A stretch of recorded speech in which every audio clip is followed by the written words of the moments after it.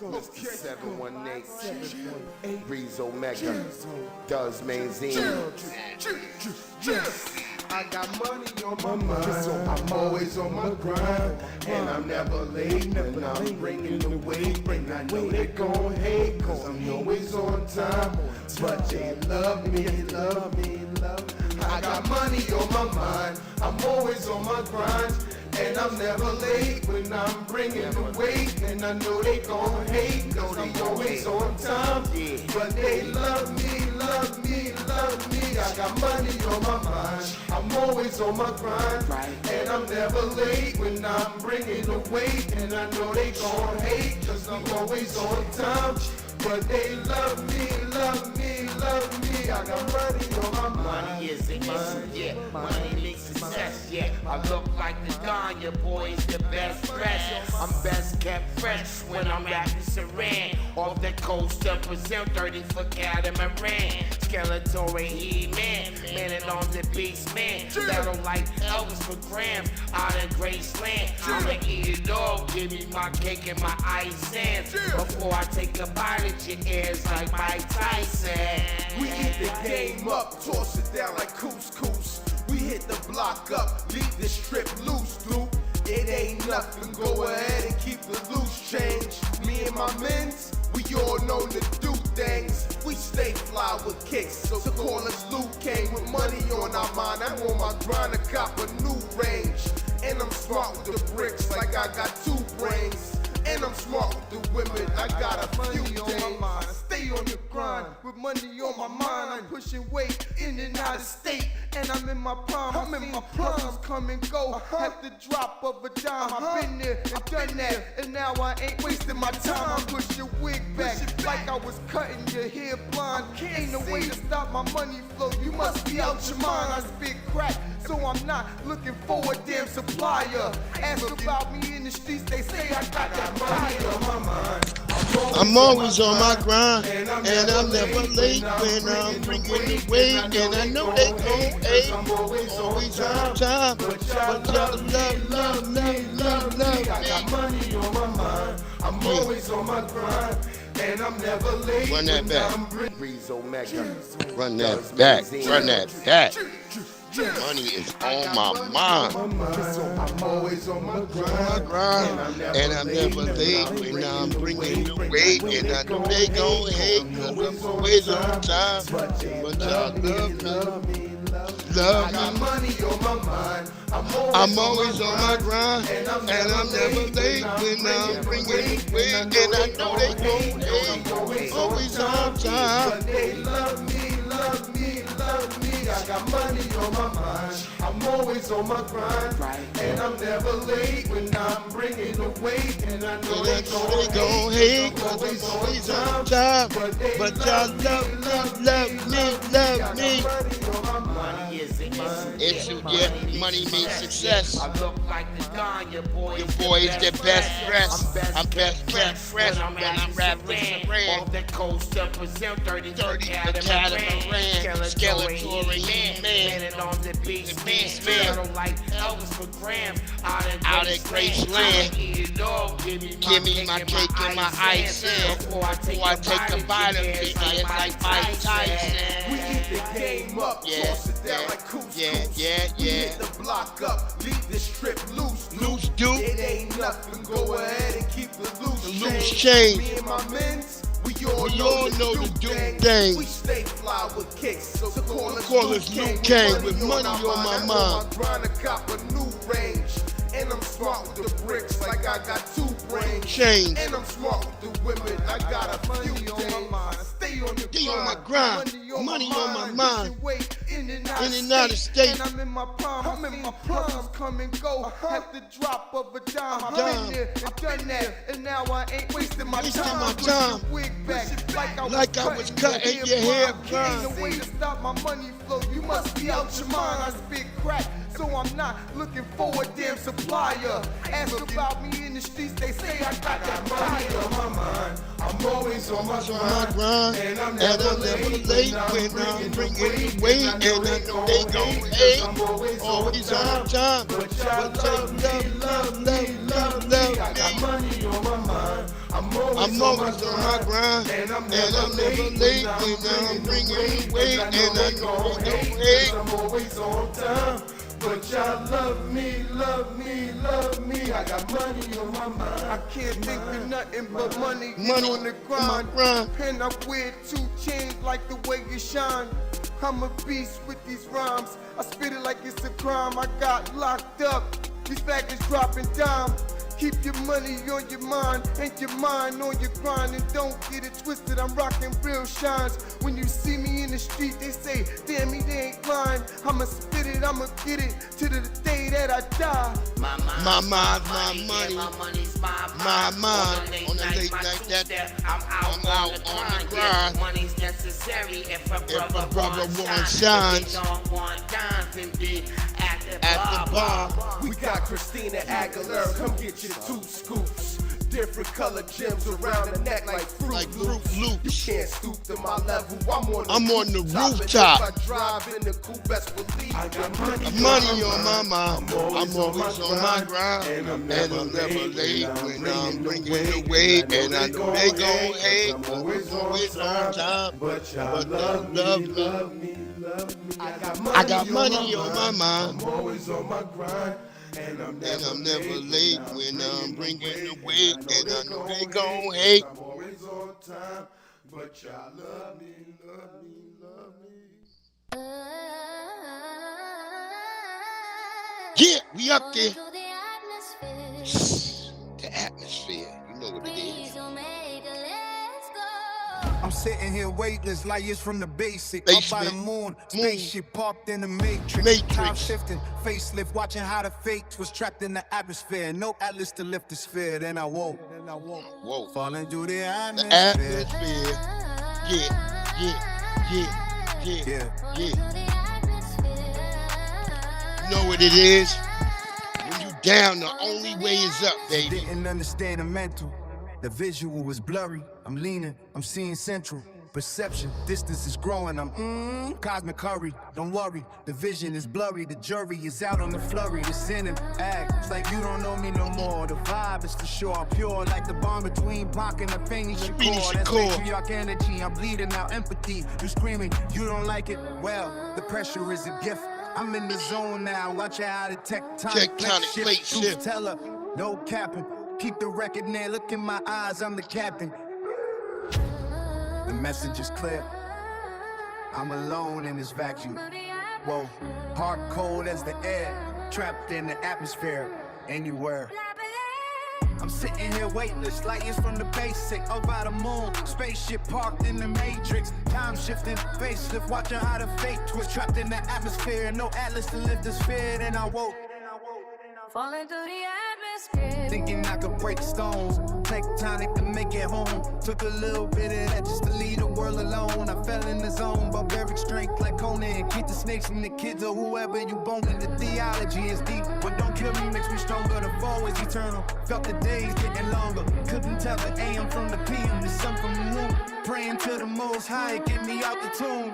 Longevity, hoping I might hit the turf. Football, Jesus touchdown in the light. I'm in the clutch now, survive the rush now. Let's kick the atmosphere, the dust is settled now. I hear my seeds screaming, Daddy, we glad you're here. But the dream is a myth. Then I woke back to the plumbing. Back to the atmosphere. No atmosphere.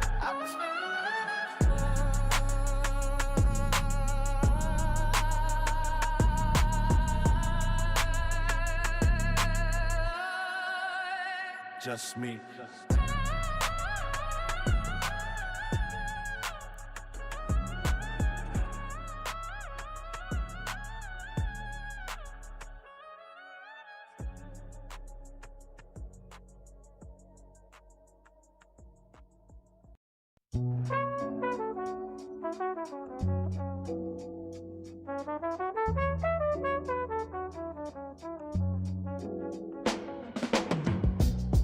Yeah. FBA. Breeze Omega. You focused on the old me. Watch this. Yeah.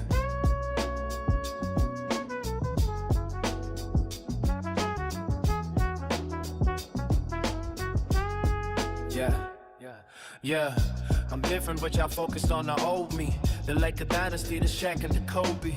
Perpetual oyster, yeah, that's the rollie. You riding waves, chasing dicks like Moby. Yeah, I'm in the dark, sounding like a shinobi. Yeah, in your heart, I'm the one that you know, G. Filler packs and the scats with the OGs. Built it on a pill and at a funeral pie. Breathe, scat pack screaming, on par on the tide. You should have seen the truth straight through the wire. You no country for old men. No one's gonna hire.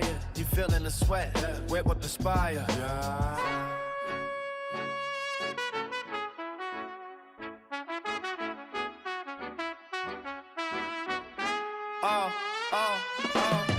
Truth teller, but they calling me a liar. Foundational black walking straight through the fire.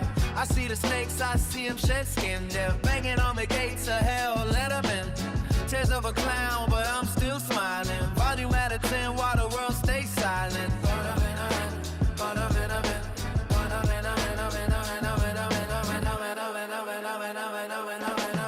Go ahead, let him spit words like Letterman. Foundational black, call me a veteran. Banging on the doors of hell, let them in. I seen the snakes, I seen them shed skin. Try to get close like they next to kin, but they messy with the games they playing. Burrito styles, I'm only one of many. Needles child, and I ain't falling for a penny. Keeping down, but it's so proud. They hate the black, cause we so loud. So I turn up the volume, Percocet, Oxy, volume. Tears of a clown, keep the smile in the stadium. Blame it on my phone while you keep asking. I'm a king in the dark. Y'all distracted. Truth teller, but they calling me a liar. Foundational black walking straight through the fire. I see the snakes, I see them shed skin. Banging on the gates of hell, let them in. Tears of a clown, but I'm still smiling. Volume at a 10 while the world stays silent.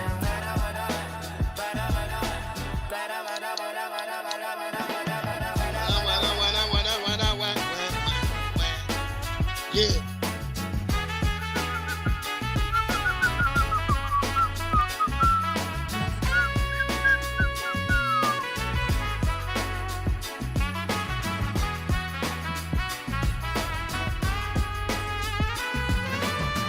Truth teller, but they calling me a liar. Foundational black walking straight through the fire. I see the snakes, I see them shed skin. They're banging on the doors of hell, let them in. Tears of a clown, but I'm still smiling. Volume at 10 while the world stays silent.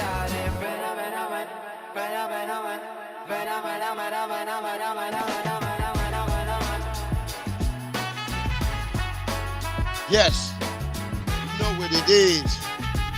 You know what it is. Let them bang on the gates of hell and let them in. We seen them snakes shedding skin. Y'all know what it is, family.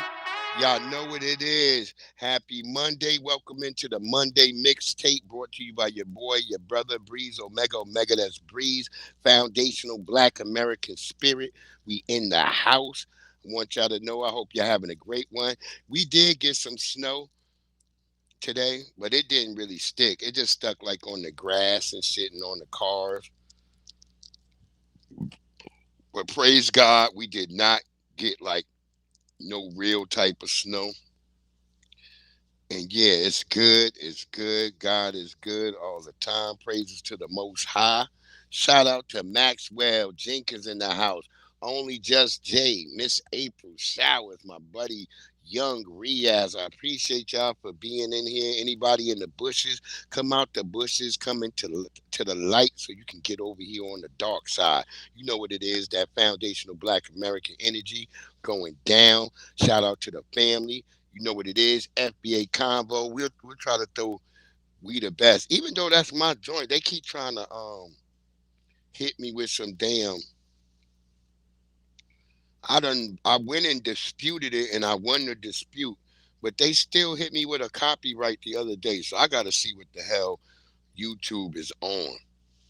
You know what it is, FBA Combo. We are the best. We are the best, family. You know what it is. And yeah, we in the house. You know what's funny to me? It's like I've been on TikTok. I was strolling on TikTok earlier today. And it's all these videos of all these weird Haitians who now they got a new lie that they're running around with, that they're saying that the first black Americans were Haitians.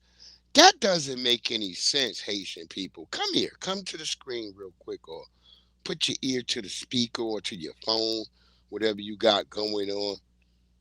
You niggas was not here first. Stop the cap, man. And we don't do that whole out of Africa shit over here. Yeah, maybe some niggas from Africa made it over here a little bit into the mix, but for the most part, those people did not stay African. They became mixed in with all of us who are already indigenous. That's why we don't use the Indian term or Indian term over here. We use aboriginal or indigenous to this land because we was already here. I keep telling y'all, go look up Henry Hudson and get his book. Get that Henry Hudson book and look up Henry Hudson's autobiography. And literally in the first few pages, he talk about how he could hear people making noise and all that. He could see fires and see them sprinting between the fires and stuff, but he couldn't see them because they was as dark as the night. So once again, we was already here. Shout out to our foundational Black American elder Albert Perry, who has the oldest known haplogenome on the planet Earth, this third rock from the sun. Don't let nobody try to play you because they can't get none. It is the real thing. That's us right here, foundational Black Americans. Everybody else on the outside staring in.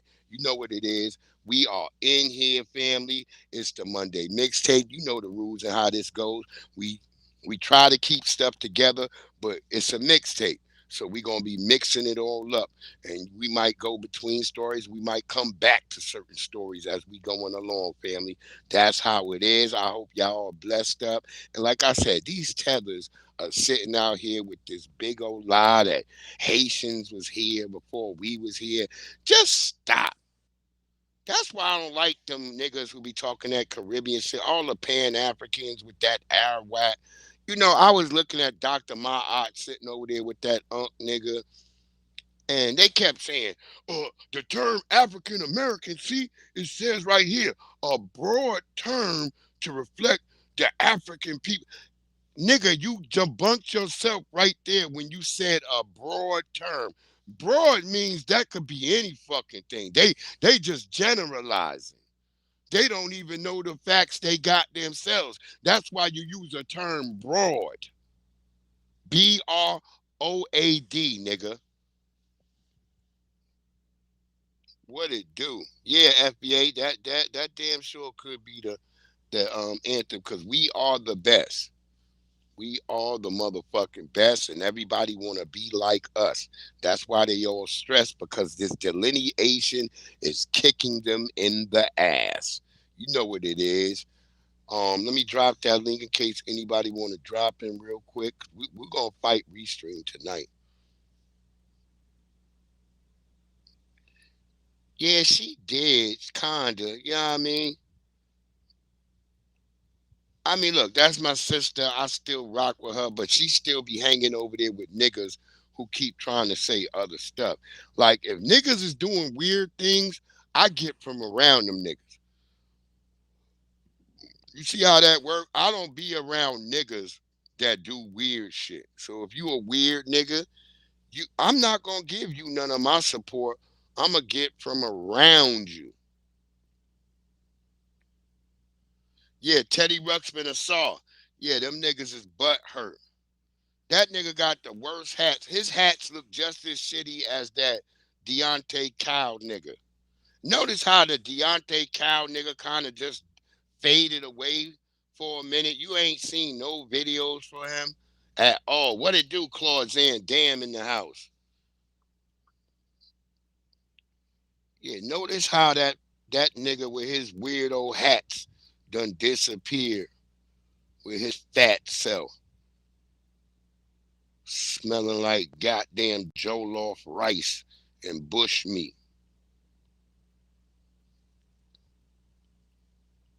If you want to be a bush meat eater, nigga, go ahead and eat all that bush meat, nigga. We don't eat bush meat on this side of the block. I seen a brother on YouTube going to he's called it sketchy Facebook market spots, and he had went to, I guess, some African, and they gave him like some fish, but the fish was look just like bush meat. You know how when they burn up everything, like the monkeys and the little fucking animals that they have on them fucking tables over there. That's how the fish looked that them niggas gave him. I was like, nigga, they gave you bush fish.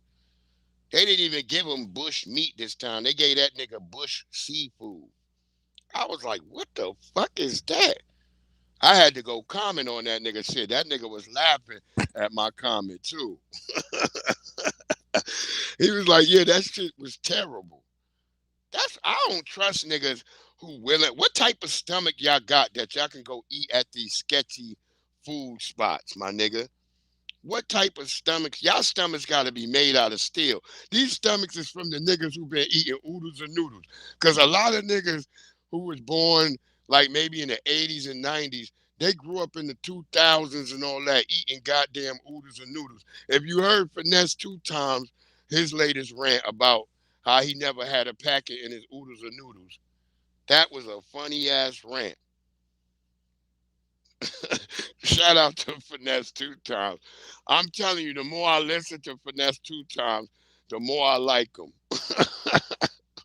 No, canned milk, powder milk. He can't say milk. He say milk.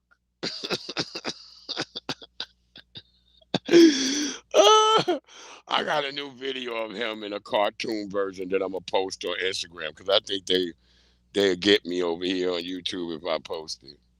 Cause you gotta like write in your shit like, oh, this is AI or some bullshit.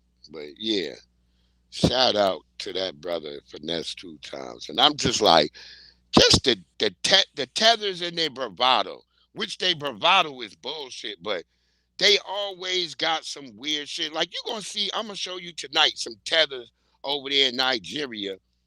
They got the nerve to be dragging the U.S. flag through the dirt. I mean, I don't care what you do with Israel flag, but to be dragging the American flag through dirt, and most of you dusty tethers want to come over here.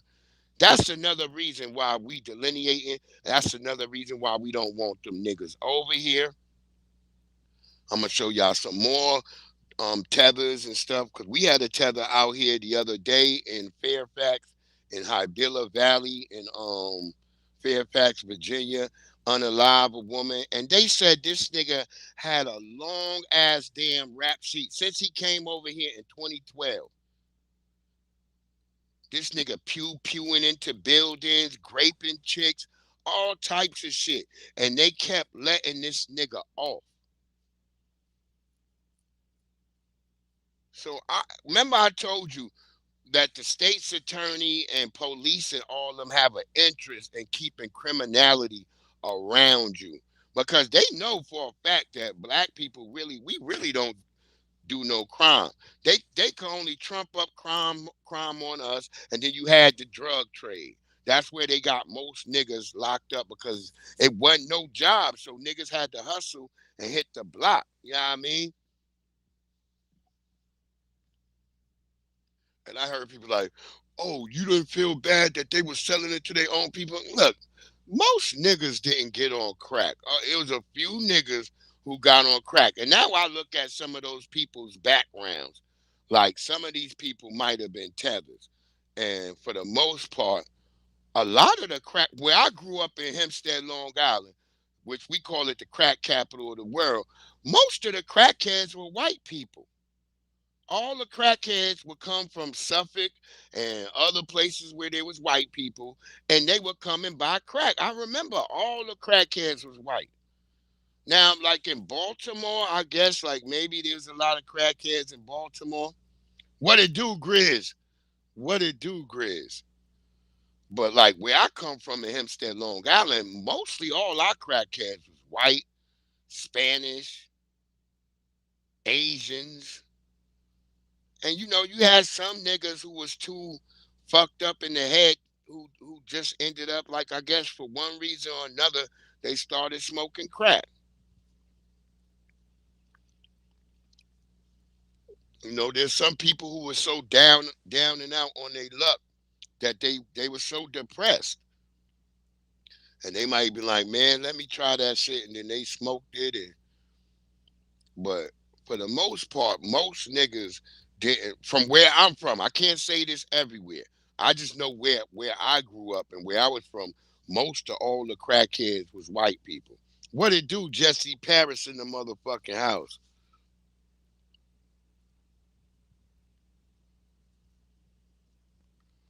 I'm just going by what I remember. Did I drop that link down there, y'all?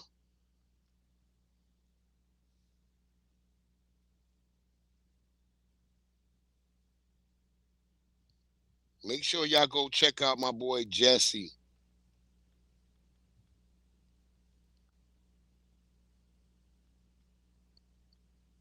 And family, if y'all got anything going on with y'all, make sure y'all be dropping y'all links in the motherfucker. You know how it is. We family over here. You got your channels and you got your shit popping. Drop your motherfucking link. That's why you got a blue wrench. Harlem World. What it do, family? What it do, Harlem World? Certified salute, family. I gotta wrench you up, family. I damn sure can't have you over here without no wrench. Shot certified, family. I'm glad you in the house. Appreciate you. Let me wrench you up real quick, family, while we get back to these tethers. And they got the war going on over there in Iran. And yeah, there's been some loss of life from our soldiers and shit. You know what it is. Got you in there, Harlem World. But yeah, that's called warfare. That's in combat. You're gonna have some soldiers and niggas getting lost. Niggas is not fucking armored Votem troopers. And even in armored Votem troopers, niggas was catching wreck and getting bust on. So, and you sort of we had some friendly fire incidents happen, which that happens a lot in fucking war. And I would expect that would happen with like third generation fighters like F-15 Strike Eagles and shit, because they like a third generation. And so some of the new like weapon systems, they might not be accommodating to like a third generation fighter, because everything's like on the like the F-35, that's a sixth generation fighter and stuff like that. The F-117s, I think that was like a fourth or fifth gen. So you know what I'm saying? Shit like that be happening. That's right, Harlem. That's right. All day. Us, never them. Young Riaz, what are you again? A Sunni or a Shiite? Because I've been seeing some of them niggas acting up from Africa to goddamn Iraq to Pakistan. All over this nigga that could give a damn about your ass having terrorist networks in your neighborhood. That's why they bombing the shit out of y'all. Hey, I ain't taking a side. I ain't taking a side, but I'm gonna just say this, nigga. If you hanging around fuck ass niggas, you should expect that the hammer might fall on your ass for sure. You know what it is. You gonna have to stand on that business. And like I said, yeah, them niggas is throwing back some rockets at niggas and shit, but shit, it's so fucked up for Iran right now that the Qatar Emirates, them niggas, the Emirate Air Force shot down two of they fucking fighter jets last night. So the other Arabs is on their bumper too now. Saudi Arabia talking about they about to get in the mix. So Where's all y'all niggas talking about that World War III? Because I'm telling you, Russia and China ain't moving. I'm telling you. Oh, you Sunnis, Riaz. Okay, see, I haven't seen much of the Sunnis doing much. I don't know. But I've seen a lot of Shiites acting crazy. So, and as y'all seen out here in Texas, we had that crazy Senegalese nigga down there bussing. I'm gonna show those videos tonight. That's right. That's right. We the chosen people of the Most High. Foundational Black Americans are the chosen of the Most High because we the only ones who went through the worst shit and still stood on business, still had dignity. They tried to turn us into monsters. We never turned into a monster. We got some monster niggas right now, but look how long it took for them to get a few monster niggas right now. For the most part, we've been standing on business, on the backs of giants. That's where we been. We ain't been doing no bullshit. And our ancestors is looking out for us. Yeah, that's right. The reparations, you know what it is, family. What it do, Jesse Paris in the motherfucking house. FBA combo in the motherfucking house. Getting ready to go off on my city council if I get a chance. They got the damn illegal signed up, so Yeah, I saw you in there. I came and hit the like on that before I got started. Oh, Hell yeah. appreciate you. What up, FBA? What's cracking What in up, though, Jeff? Chilling. I was over there the other day. I was over in the bushes in your chat the other day, last night, Oh when you yeah, was talking to, what was my man, Shabaka? They was yes. going crazy on somebody, man. That shit was Yeah. crazy. Yeah, Shabaka be wildin'. Right. Yo, FBA combo, real quick. Let me ask you, you a Detroit brother. Do you know this brother out there named Mike B? And he ran a restaurant called Sloppy Chops and the Sloppy Crab. No, You ain't know him? I can go find it. FBA combo. Do you know about the new era Detroit? New Era Detroit, yeah. Okay. We Yep, we yep. we fucks with them heavy. For Yeah, sure. yeah, Yeah, yeah, man. yeah. They good people. I fuck with New Era Detroit. Yeah, I fuck with New They Era. good people. They be trying to get Detroit to look better than it do. I Yeah. mean, Detroit, they look good. I'm gonna go ahead and I'm gonna do some videos for y'all of some graffiti on the wall Okay. and Yeah, throw it up on the channel so y'all can check it out. Hell yeah, yeah. That, yeah. Much shout outs to New Era Detroit. I fucks with them Yeah, heavy. Word up, yep. man. Anything, What up, Harlem anything, World? Harlem any, World? anything FBA I fuck with on the 100. You dig? Hell yeah. That's it. yeah. Oh yeah, we focus on reparations. The delineation is the first step to the reparations. We get all these niggas out of our background. We get them out of our house. You Get them gotta off. have a clean. You gotta have a clean house so you can get something fresh inside. So Right. we gotta clean right now. We gotta go with this delineation hard right now. Get these Mm-hmm. people out of our paint. Get them out of representing us because Mm-hmm. even the YT media is starting to recognize and notice the delineate. They delineating too against them people. Yeah, They they are. starting to know the Like, oh, boy, difference. just shot up the spot in what is In shoot up Texas, in that was in Texas? Texas. Yeah, Yeah. They're not and we referring. had. They're not Go ahead, referring go to ahead. him as a black man. They saying, "No, you a damn Haitian man, a Somali man, whatever." Nah, he is Senegalese. He was Senegalese. Senegalese man. They're not saying, "Oh, you a black man committed this crime." No, a Senegalese man created this crime. Shit, Like Tariq always said, they're not gonna continue to throw their trash on us, Breeze. Them days is over. yeah, that y'all gonna hold your own fucking nuts. That nigga gonna be Senegalese. He not gonna be black or African. Y'all can even take the African American. I don't even want that shit around me. Yeah, I never resonated with that term. Me Never. either. Never. I ain't even with that shit. So And hopefully that shit dies with Mr. Jesse. Oh, did you see his that's what. funeral? They had an Yeah, open casket for him. yeah. I saw that shit. I was watching it. I saw them put him in the state rotunda and shit over there. Yeah. Cause he couldn't get, they wouldn't let his ass down in DC. So they was like the next best thing, nigga, Illinois. Yep. Hell yeah. What was you gonna show today? Shit, we gonna get into the we're gonna get into a little bit about the war in Iraq, and a lot of tether business. We're gonna be chopping up these tethers because, as you've been seeing, the new lie, all the tethers is running around is that Haitians were the first Black Americans, talking all crazy. We gonna have to check these Haitians.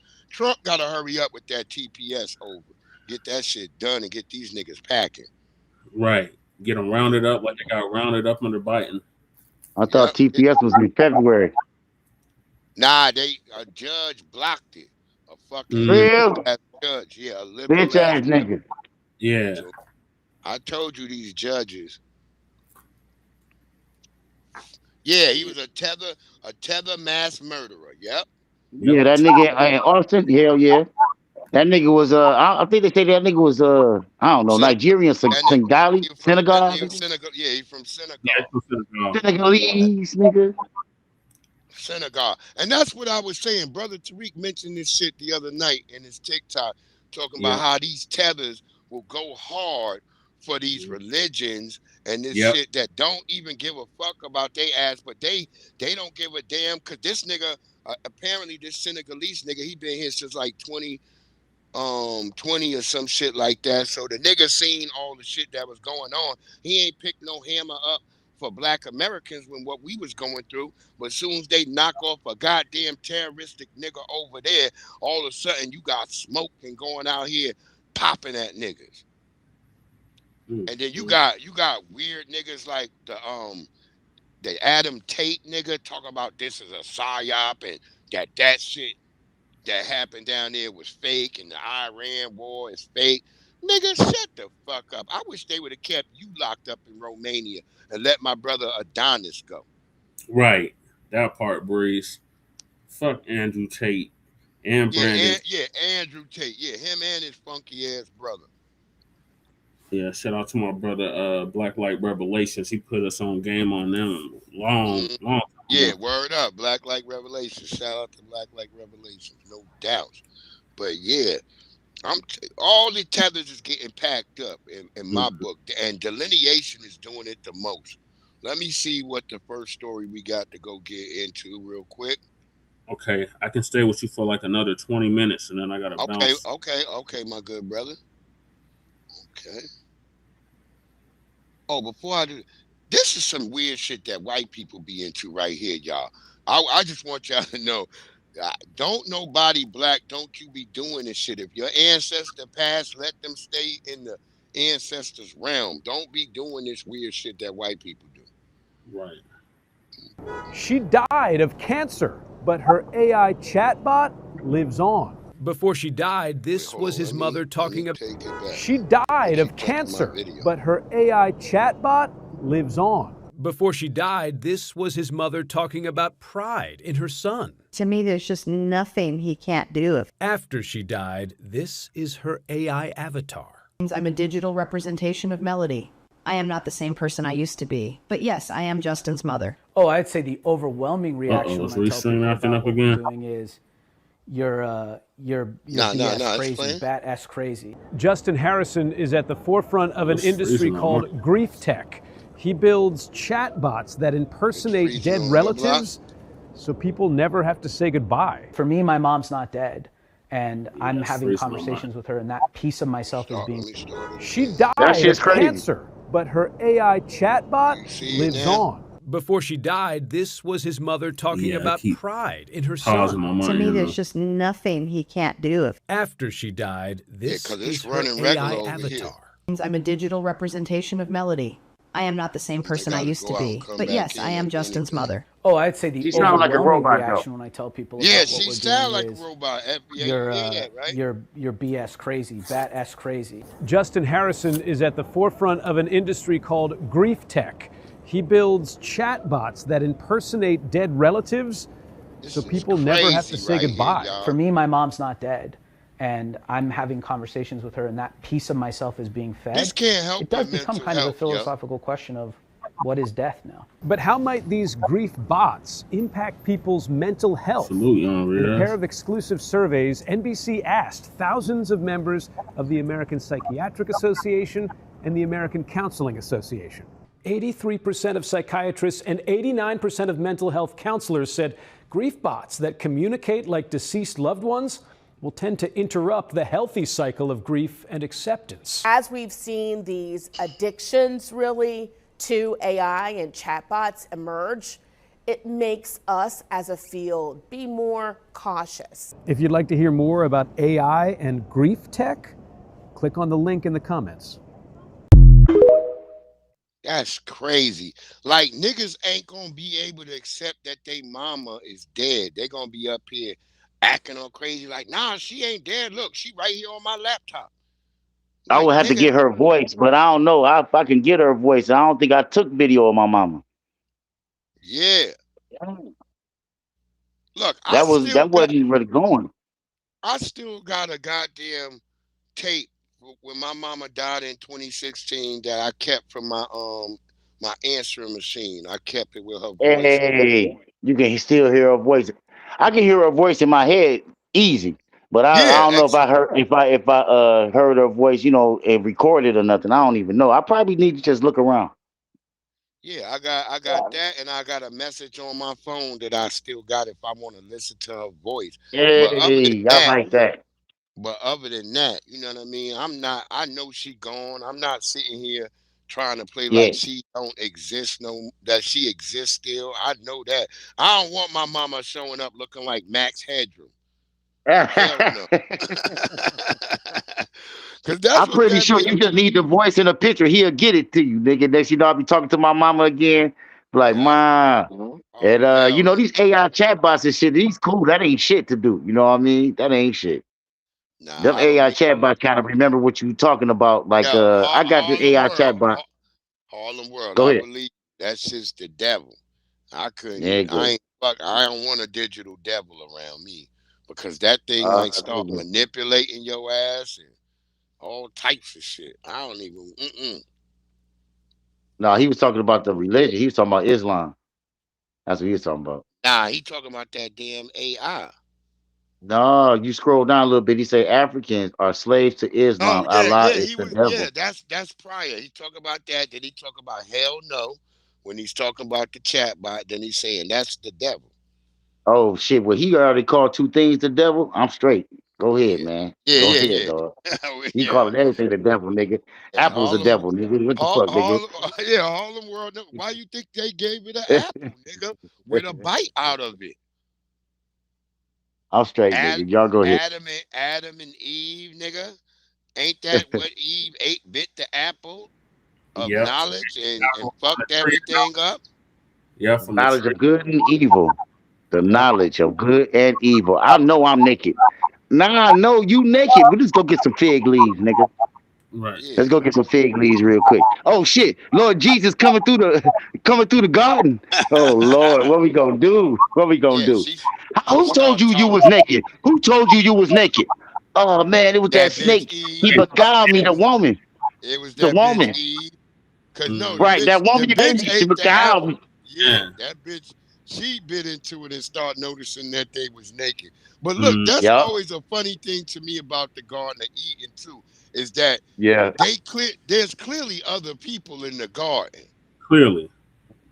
If you read your Bible, they clearly mention that part that like they say, well, we got to get out of here because the others. There's all kinds of references to other creatures or other beings. Yeah, other people. They literally almost say that there's other people. Hell yeah, Riaz. Hell yeah, Ray. Don't let them attack your faith, man. Right. Let's get it, dog. Riaz. You must know Allah. You must know him. Nobody got to show him to you. Yeah, he's one. You must know him. He's one with Allah. Yup. That's what's what up. I'm saying. Everybody be trying to take down my Jesus, young Riaz. They be like, Jesus ain't real. Jesus ain't nothing. But all I'm going to tell y'all, there's power in that name. If your ass about to get into a car wreck, correct? I swear to you, if you say, "Oh Lord Jesus," you gonna be survive that car wreck. You gonna survive, nigga. And you're Look, gonna wonder why. You're gonna think it was you, but it wasn't. It wasn't you. it's all universal energy. That's why I say It wasn't you. don't get tied into religion type shit. That's all Yeah. I say. I know. I know. I be chilling, man. I be hanging with all of y'all, man. Universal energy. That's what it I is. be It's hanging with all of universal. y'all. Just get on a good orderly direction.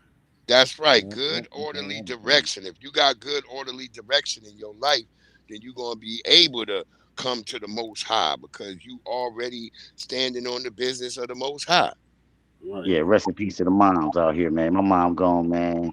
I Shit. needed that girl, man. She was the best, dog. She was the best mama, better than your mama, nigga. It's all good. Then I lost my wife and shit, so it's just me and shit, man. We coming to the end of this. Like I said, I'm gonna stay in this house another 2 years, and we gotta be out. We're gonna go straight to Alabama, nigga. Right past the motherfucking Black Warrior River, nigga. Okay. There you go. Well, R.I.P. to your mom. I'm gonna hug her tight. Tuscaloosa?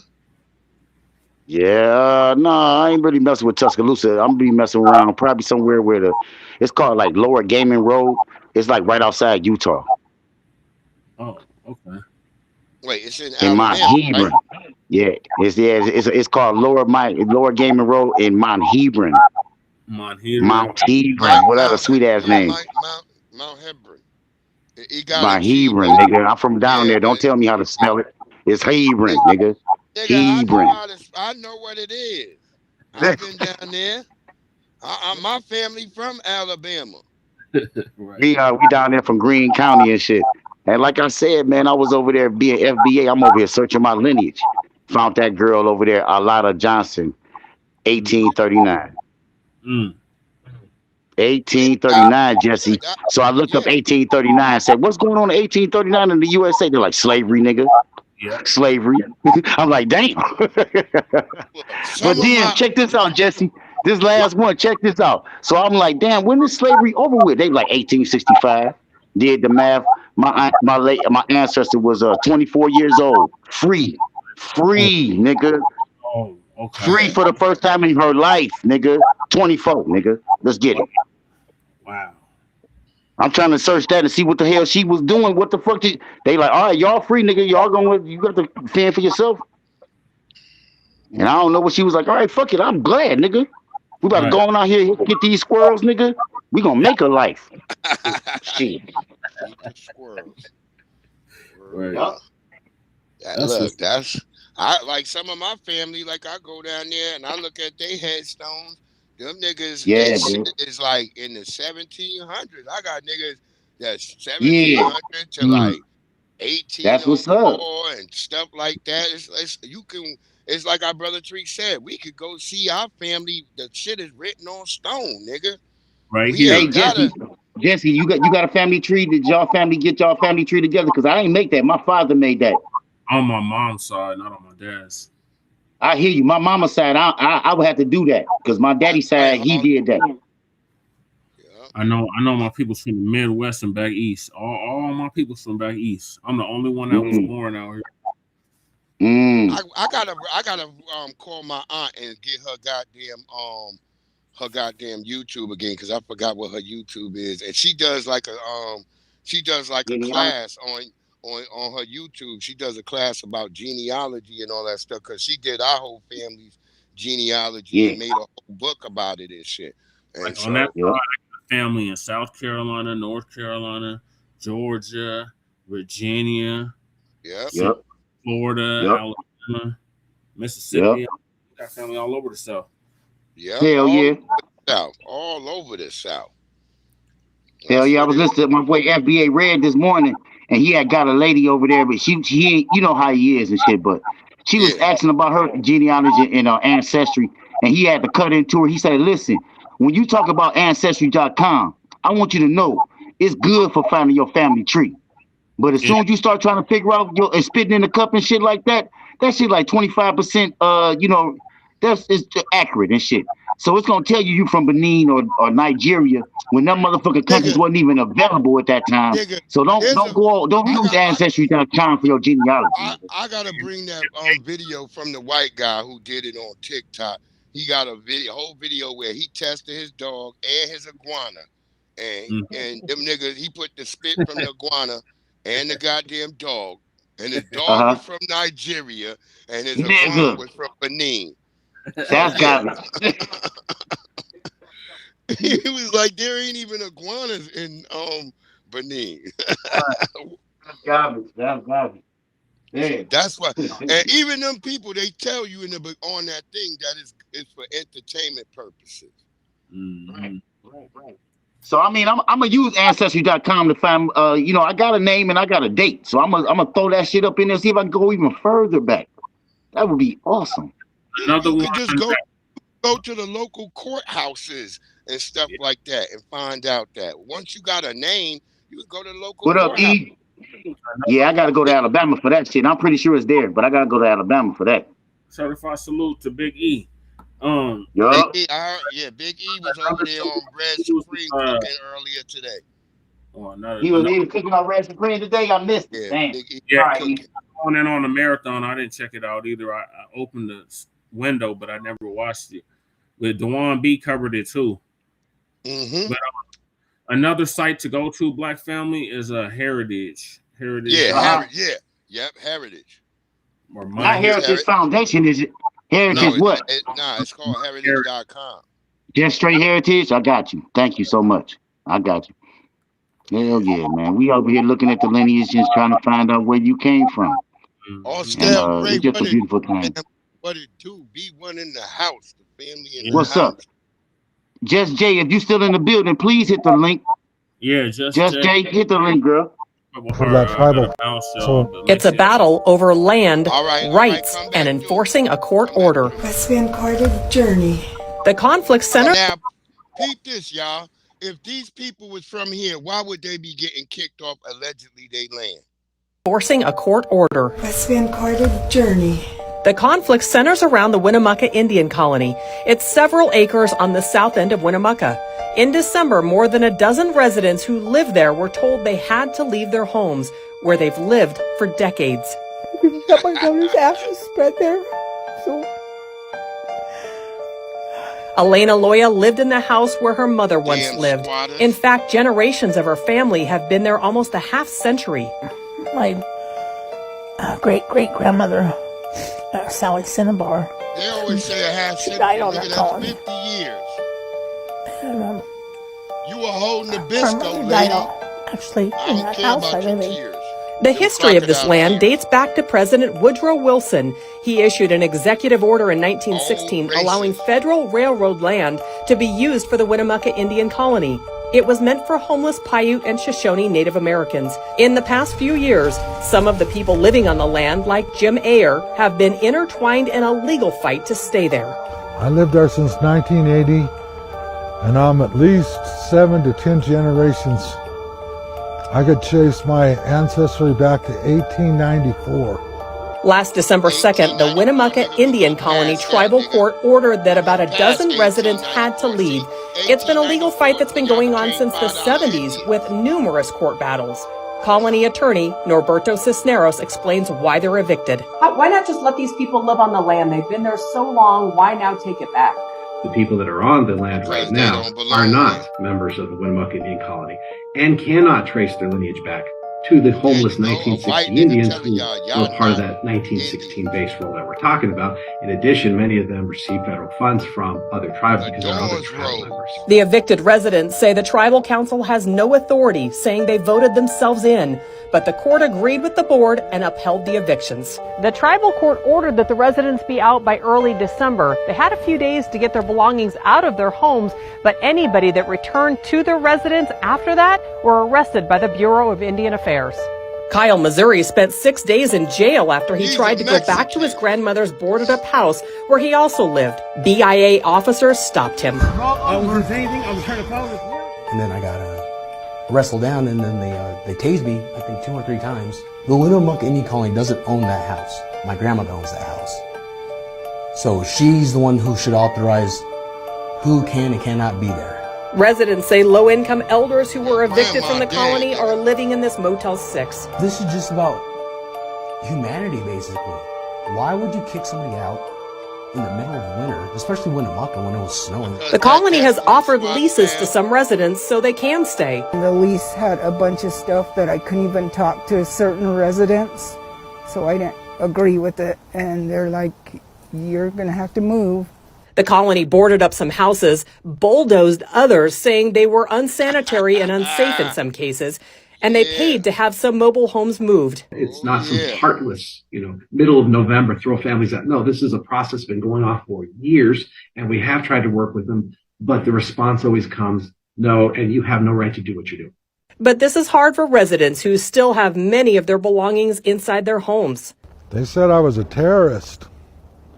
They said that I threatened the tribal council, and sure, I might have threatened those guys, but what is a guy going to do when they show up with loaders and start taking your campers and your fence and all your tools out of your garage? They got a court order to take everything out of your yard but your house. A giant fence around the colony's homes, and the court order keeps evicted residents out. It crushed me. Kim Burrows, News 4. Y'all should have paid more than $5. Y'all should have paid more than $5. Maybe you'd be still there. Yeah, the Doors Roses in 1860. That's when most of y'all became Indians. That's when your family became an Indian.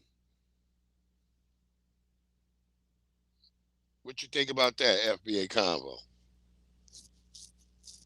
Yeah, I've been thinking about 1865. I don't know. I mean, that's when I started thinking about how many grapes, I'm sorry, y'all. How many grapes and how many times I was actually in love with some native black Indians. I mean, black natives and stuff, because we ain't trying to say Indians. But how many times, because it was like I told you, the Choctaw Indian was down there in my area, the Choctaw Indians, and they had to do the Trail of Tears. The Trail of Tears. The Trail of Tears. Yeah, all that. They had to go through the Trail of Tears, and they said that the son stayed behind, and that was my family because we stayed down there. Yeah, the Choctaws, the Chippewas, the Chickasaw, all those are the people who were listed in the Trail of Tears. Most of those people were black by skin tone and nature. They know that. When what's his name? He set out to chase this nigga down in Mexico.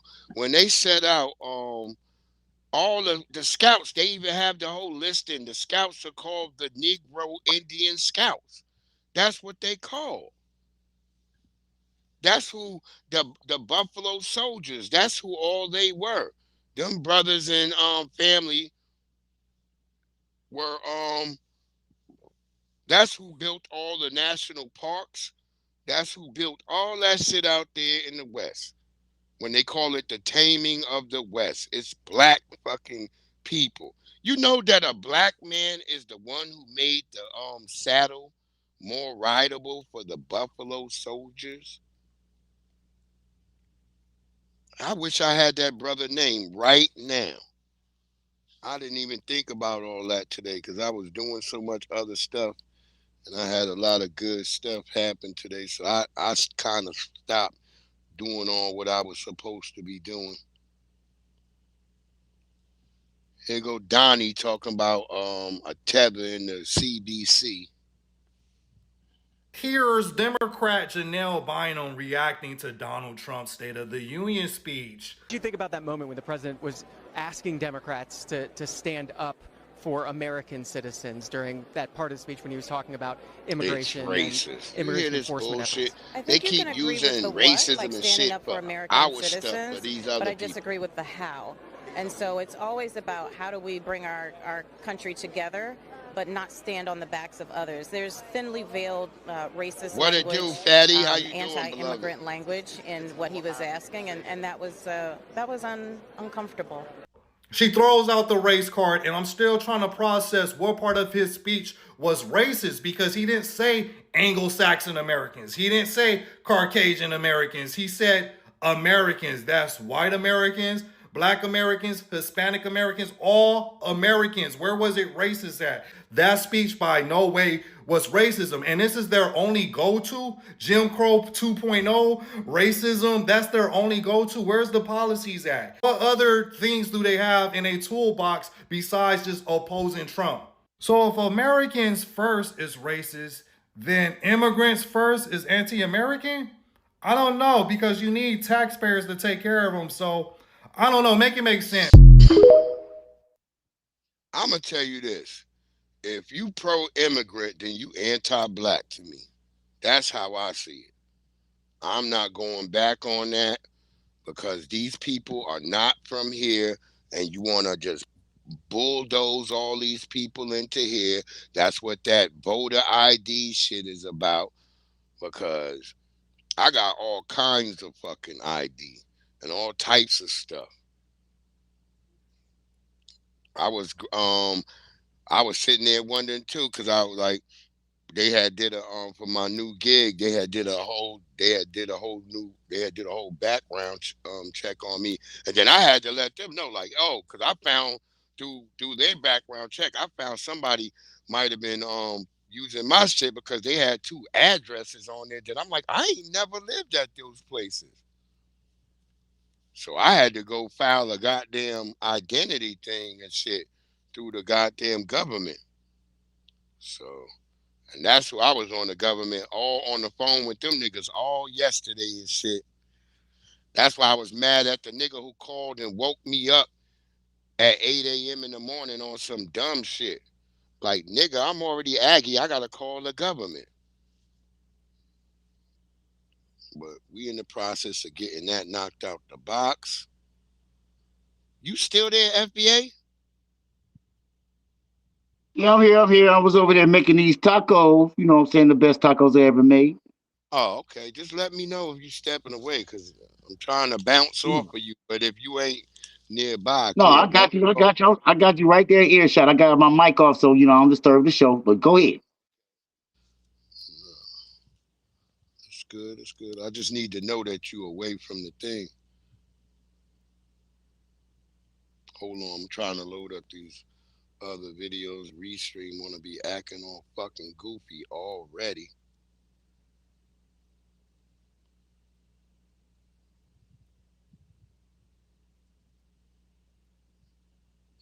Come on, you son of a bitch.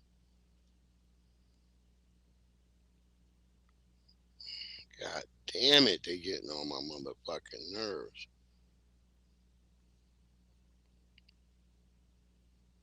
And I contacted their customer service about this shit today too. I was like, nigga, y'all want me to give y'all some money and this shit don't even work all the time. I'm like, it's something wrong with y'all. It ain't me, nigga. It ain't nothing in my settings. I check my settings. My settings is on allow everything. That's what our good brother Dr. Claude Anderson said. What is a goddamn African American?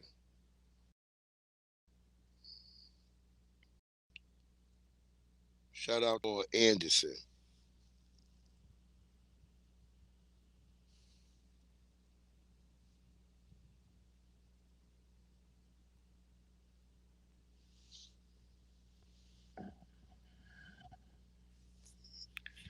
Yep, these people playing in our face, y'all.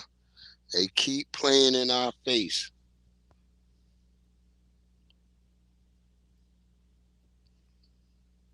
Hold on, family.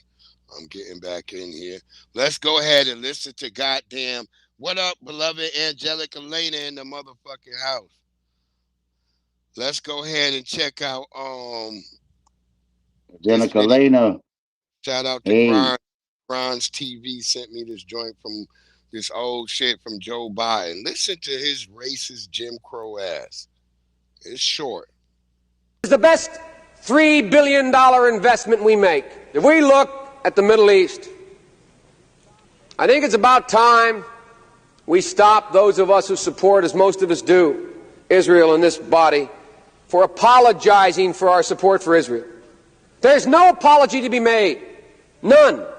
But it is the best $3 billion investment we make. Were there not an Israel, the United States of America would have to invent an Israel to protect her interest in the region.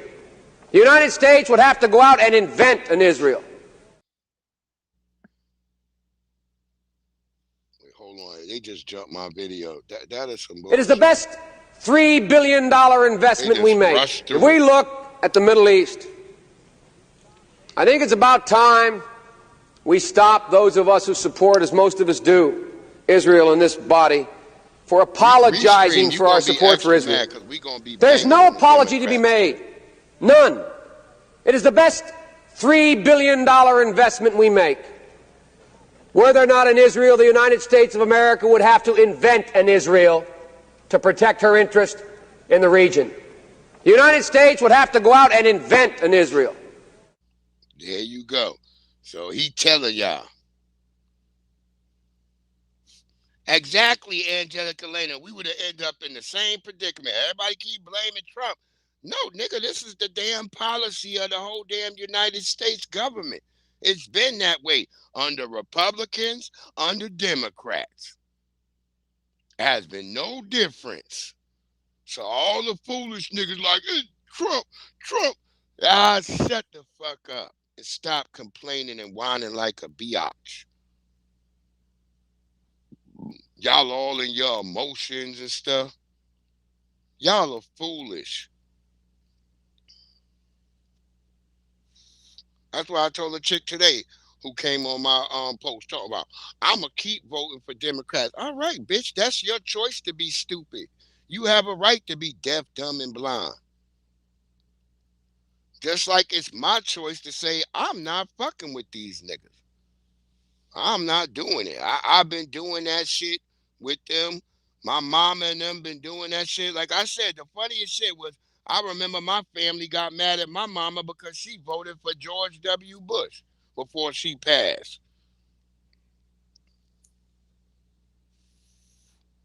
And I was almost mad at my mother too for a brief moment till I listened to what she had to say.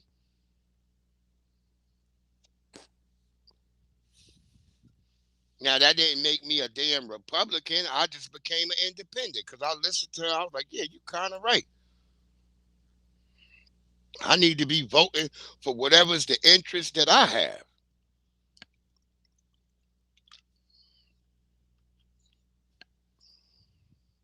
Go ahead, Dr. Claude. And they've even gotten so bad now they even claim, well, no, I'm not black. I'm an African American. What is an African American? Nobody knows.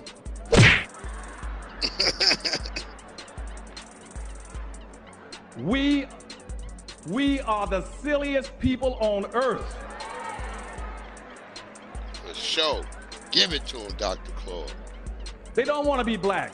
Now, anybody like my friend Stevie Wonder called me one morning and said, this is little Stevie, Dr. Why don't you ever use the word African American? I said, because I'm not that silly. I don't use the word African American. I don't know what that is. I don't know what a minority is. What is a minority? Is that a one-eyed person, or is that a humpback or midget? What's a minority? I don't know what a minority is, and I don't know what an African American is. You see, because anybody that comes from Africa to America is an African American. If you come from Africa, we got white Berbers in Africa. We got white South Africans. We got white South Rhodesians. We got Jews. We got Pakistanians. We got East Indians. All of them that come to America can classify themselves as African American. As a matter of fact, we had one Pakistani that came to America, and he wanted to went to the University of Maryland and wanted to get a Banneker scholarship that was set aside for blacks. They wouldn't give him the scholarship. He went to court in Maryland and sued and won $150,000 because he says, I am a Pakistani, but I'm from Africa and I'm in America, so I'm an African American. Uh-oh, young Riaz, that was one of your people. And my people have you not learned yet to get wisdom, as the Bible says, not only get wisdom, but get understanding. We don't understand the issues. You cannot go into a marketplace or into a political arena in a very broad, ambiguous term and win. You got to go in specifically focused on what you are and your people. You hear that, Uncle, whatever your name is, nigga? The term broad is a stupid term. dumb Negro. That's why you can't use that fucking term, African American. Shout out to Dr. Claude. Kicking that motherfucking fire. Let's let our wonderful sister Shahrazad Ali kick some fire. Because if there's no you, there's no me. There's no me, there's no you. I'm the only thing on earth that can reproduce you. Okay? In the cleanest form that's possible. And you are the only thing on earth that can impregnate me to create yourself. And so this idea that we're going to just quit each other and not seek a solution is just suicide. Our birth rates are already low. So at a time when we should try to get along for more than one night, I'm not talking about no one night stand. I mean in a regular relationship. We should be trying to get along. We should be teaching our children to get along. See, my new market today, brother, is the children of the parents who I tried to reach 30 years ago. And so they didn't model for their children. They didn't teach them things. And so now their children are asking me and demanding from them, why didn't you tell me the truth about this? How come I didn't know anything about this? They too learned how to have a relationship from television, from the people that do not represent us, and from just modern times, contemporary issues and stuff like that. There you go. Shahrazad Ali kicking that fire, man. Man, we got the most fire spitting people on the planet Earth. You ain't never seen no shit like this. Ain't nobody kicking fire like our people did. We are the truth tellers. Like I say in that rhyme, truth teller, but they calling me a liar. Foundational black, I'm walking through the fire. That's word up. Foundational black American, and I'm walking through the fire. They want to try to label us a hate group. All types of weird shit they want to pin on the backs of black Americans. They trying to play pin the tail on the donkey on us. And we not going for that shit no more. At all. Y'all gonna hold your own nuts. You gonna hold your own fucking candle. We no longer lighting the you on your own. Because we found out that Pan-Africanism was a goddamn one-way street. And you niggas didn't get it.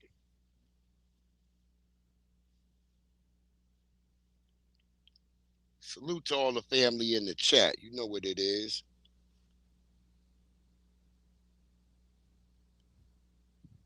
I don't know what this white nigga was doing, but we'll get through his video is the shortest while we waiting for that. We're talking. A question I think everybody been wanting to know is, this is Unc. Are you still Unc at Destination Smokehouse? No, I'm not. I'm not at Destination Smokehouse. He finally on his own. He realized. You know, I had to go on my own, you know, so that way I can do what I have to do. So I don't want nobody to be, it is what it is. You got to move on. When things happen, you don't get mad.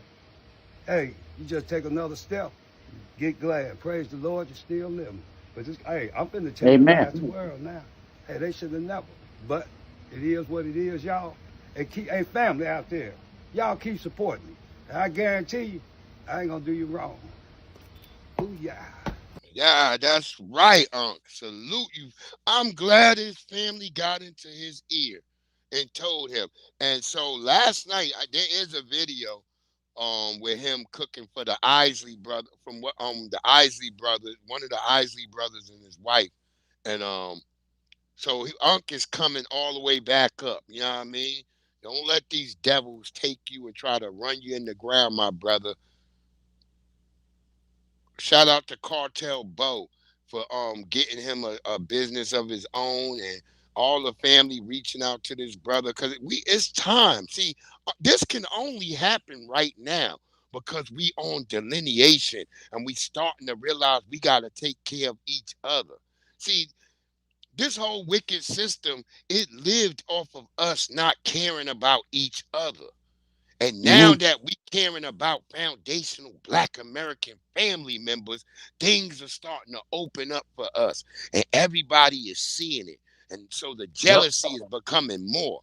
That's why we see all these tethers and all them trying to call us hate groups and all this other type of stuff. Even though we ain't a damn group. It's 50 million plus of us in a lineage. This is a lineage. And for all the old dumb niggas who don't like, I can't get with that FBA. Shut your dumb ass up and just get on the train and shut your ass up. Sometimes some niggas don't know to just get on the train. We all I told my mans, my mans that ain't FBA, that's my homie and shit, James and shit, smoking shit. I told that nigga, man, when the reparations come up, sit your ass far in the back. Get your ass in the back. Don't say shit. Word up. You don't understand it, you don't get it. Shit your ass in the back until let the motherfuckers that do get it run this thing. Yeah, that's your right. Ass ain't even ready for certain shit. Crazy ass niggas. Just sit in the back, nigga, and ride along. If you don't want to ride the nigga, you stay in limbo. Stay in motherfucking limbo because we going to the promised land, nigga. As Martin said, I done seen the mountaintop. I've been to the mountaintop and I done seen the promised land, nigga. The only way is up, nigga. We've been down for so long. The only thing for us is up. There ain't no more us just being downtrodden and being some niggas generic African. We not letting y'all make us your beast of burden no more. You gonna hold your own nuts. If you're Senegalese, you gonna be Senegalese, nigga. If you're Nigerian and you do a crime, you're gonna be Nigerian. If you're Haitian and you do a crime, you're gonna be Haitian. You're Jamaican and you do a crime, you're gonna be Jamaican. So on and so forth. No longer this whole flat matte blackness that y'all was doing to us. Okay, Maxwell. Yo, Arabia, what it do, beloved? How you doing? Angelica, who gonna be first in the line? What I was saying, what I was talking about I messed up on. Who's gonna be first? Your homie, the nigga that you said that you told gonna get in the back. Yeah. No, I'm gonna tell that motherfucker. Don't worry, I got him. I'm gonna check him. Y'all check any motherfuckers off cold motherfuckers out here. Make sure they stay way in the back. Cause you don't know what the fuck you did. You asking so many questions, but basically you asking the same fucking question. Seriously, dog. I be sitting here and my man be asking me the same question. I should have pointed out to him like, bro, did you just fucking ask me that question? But I'm trying to understand. I'm like, these niggas are tripping. He just trying to confuse you. That's what it is. I mean, it sounds like my man is foundational to the core. He came up in the same area. He could claim the same shit, but he just talked like a Pan-African, talking like a tether. Yeah, and we ain't dealing with that shit no more. That's why I said this delineation is the best thing, and it came at the right time. Right time. I'm with you on that. Even the media had to, like I said, this nigga who stabbed this woman out here in Virginia, they had to mention that this nigga's an illegal alien. So that means he ain't us. Oh, yeah. That delineation is working. You see it making it to the news. Hold on. This man ain't black. That man was Haitian. You know what I mean? Fuck it. Hell yeah. Yes. Okay, Arabia, shit. Yeah, get some rest if you guys had a long day. Make sure you get a rest. Don't be like me texting Navi and I just fell asleep and I woke up. I wonder where Arabia stay if she's over here talking about she ready for bed. Damn, what the fuck she stay? She in South Carolina. You in South Carolina, right, Arabia? South Carolina. It's about 7 o'clock, kind of early. I might be down there in June for the motherfucking country style cook-off. I'm gonna try to go to bed early too today. Fuck that, I need it. But I don't know because I almost had to mix it up with Art Fennell and shit because that nigga kept using. I'm like, Art, we not African, nigga. We not no fucking Africans. I had to mix it up with that nigga. Stop trying to put Gullah Geechee on Africa, nigga. That ain't where the Geechees come from. They from here.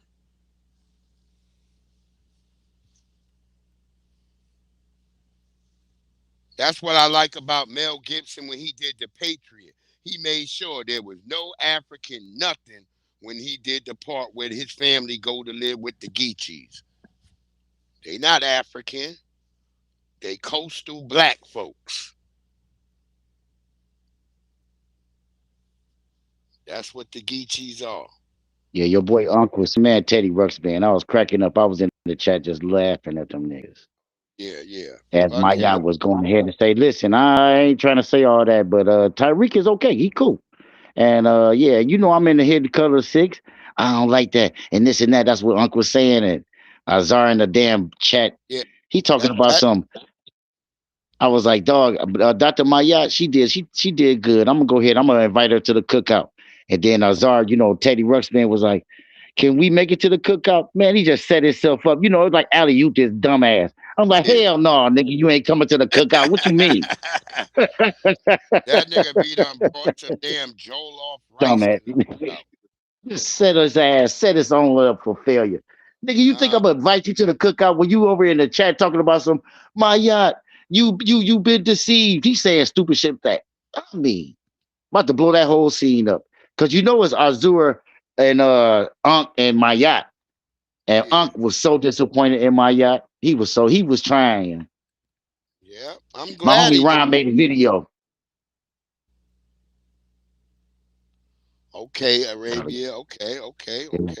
Yep. Look, that beloved, that happens sometimes. Sometimes, you know what I mean? Some of us are a little dirty and we gotta, you know what I'm saying? That's why my mama used to always say, what don't come out in the wash, gonna come out in the rinse.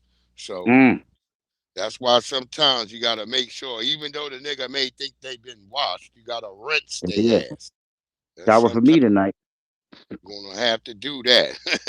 You're gonna have to rinse their ass off.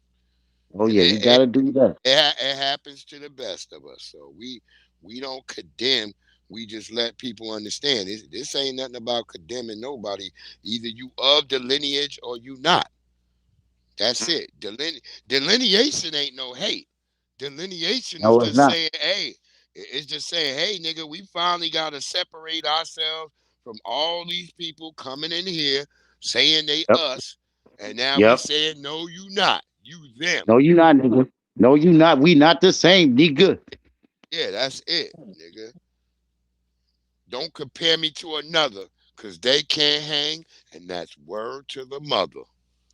They just be comparing themselves to us, but where your toilet at? If we could make the toilet. A hate group isn't the truth. It's a reaction. It's what happens when a group stops being predictable and starts asking real questions. Let's slow this down and say it in everyday terms. A real hate group is about hurting people. They think they're superior. They dehumanize others. They push violence or stripping people of rights. That's not what FBAs are doing at all. What FBAs are doing is saying, we're a specific people with a specific history and specific harm. And if policy, money, or representation is tied to that harm, we need clear definitions. That's not hate. That's how systems actually work.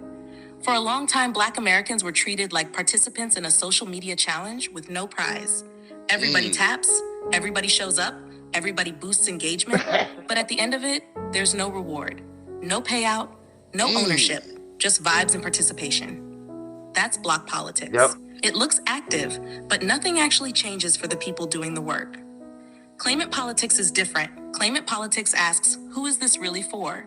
How do people qualify? Who's speaking and who checks them? And where's the follow through? Once those questions come up, the energy shifts, because now it's not just speeches and hashtags. Now it's paperwork, receipts, and accountability. And that's when the labels start flying. Divisive, xenophobic, hate group, PSYOP. Not because FBA's changed, but because the relationship did. Let me make this relatable. Every successful group protects its own interests. That's not radical, that's strategy. Orthodox and Haredi Jewish communities are actually a clean example of how this works when it's done right.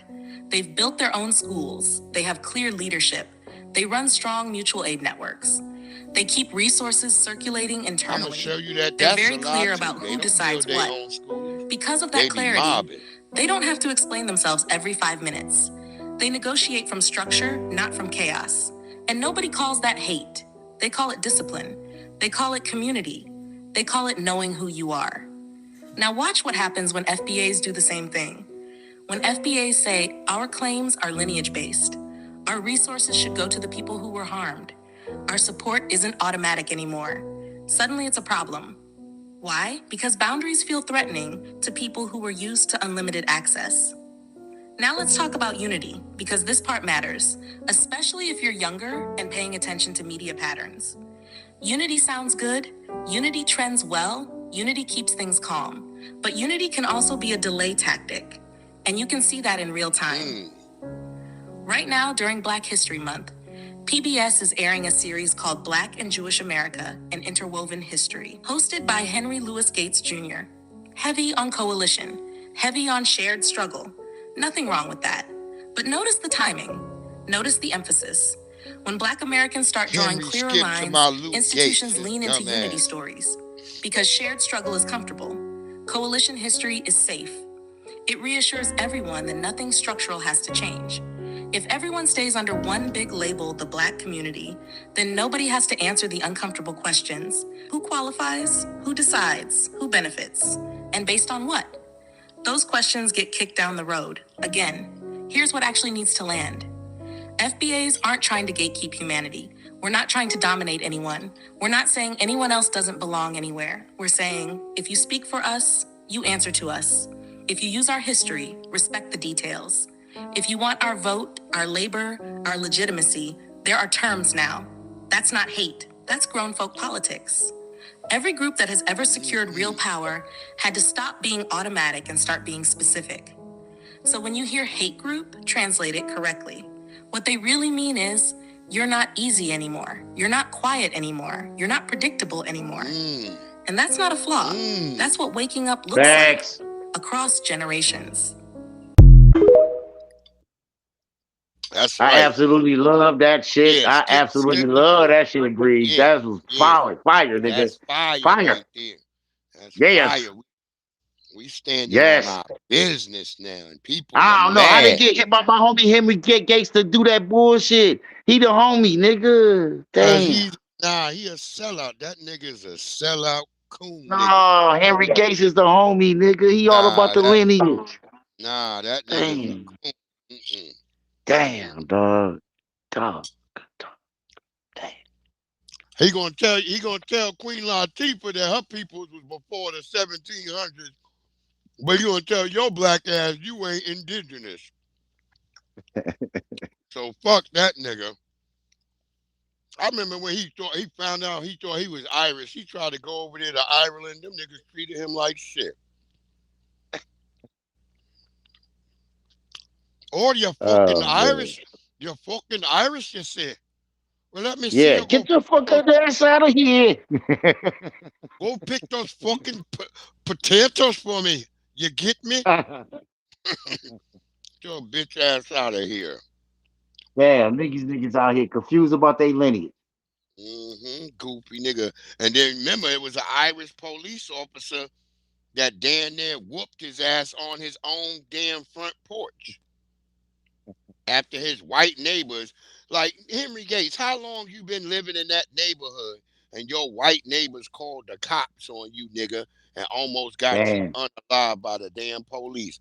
And then Obama had his ass have to sit down and drink a goddamn Pabst beer. Whatever that Pabst beer, that nasty Pennsylvania beer, made that nigga have to drink one of them beers with the white nigga. Fuck out of here. You a goofy ass nigga. That's why I don't fuck with Henry Gates. Dang, I ain't know. I'm glad to get on code. Yeah, I don't fuck with that nigga at all. Fuck him then. That's what I'm talking about. On code with my brother. I'm on code with my family, nigga. They said that you ain't right, nigga. Fuck you then. This is something we've been kind of knowing it for years, but we just, a lot of black people were scared to say it because, you didn't want to be what they try to use now. You niggas are xenophobic. No, nigga. We just coming into our own. And we realize now that you niggas, Y'all tried to put a spell on us, and we done woke the fuck. That's why I don't use woke at all. I'm all the way up, nigga. I'm all the way up.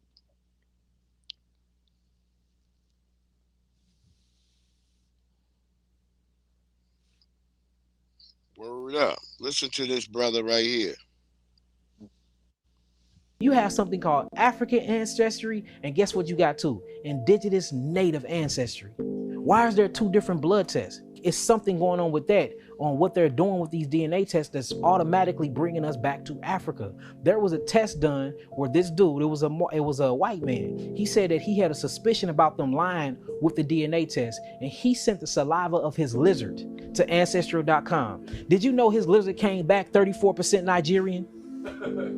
I'm just saying. so man, all this propaganda, man, I don't care if they mad at me or not. All I'm saying is research what I'm saying. I know it sounds taboo, but what happened if the biggest conspiracy in the history of lies happened? And that is that we are indigenous from America. We come from America. We don't come from Africa. But in order for them to take the precious treasures of America, which we have oil, we have gold, we have copper, we have all of that here. They act like all this is in Africa. All this is here too.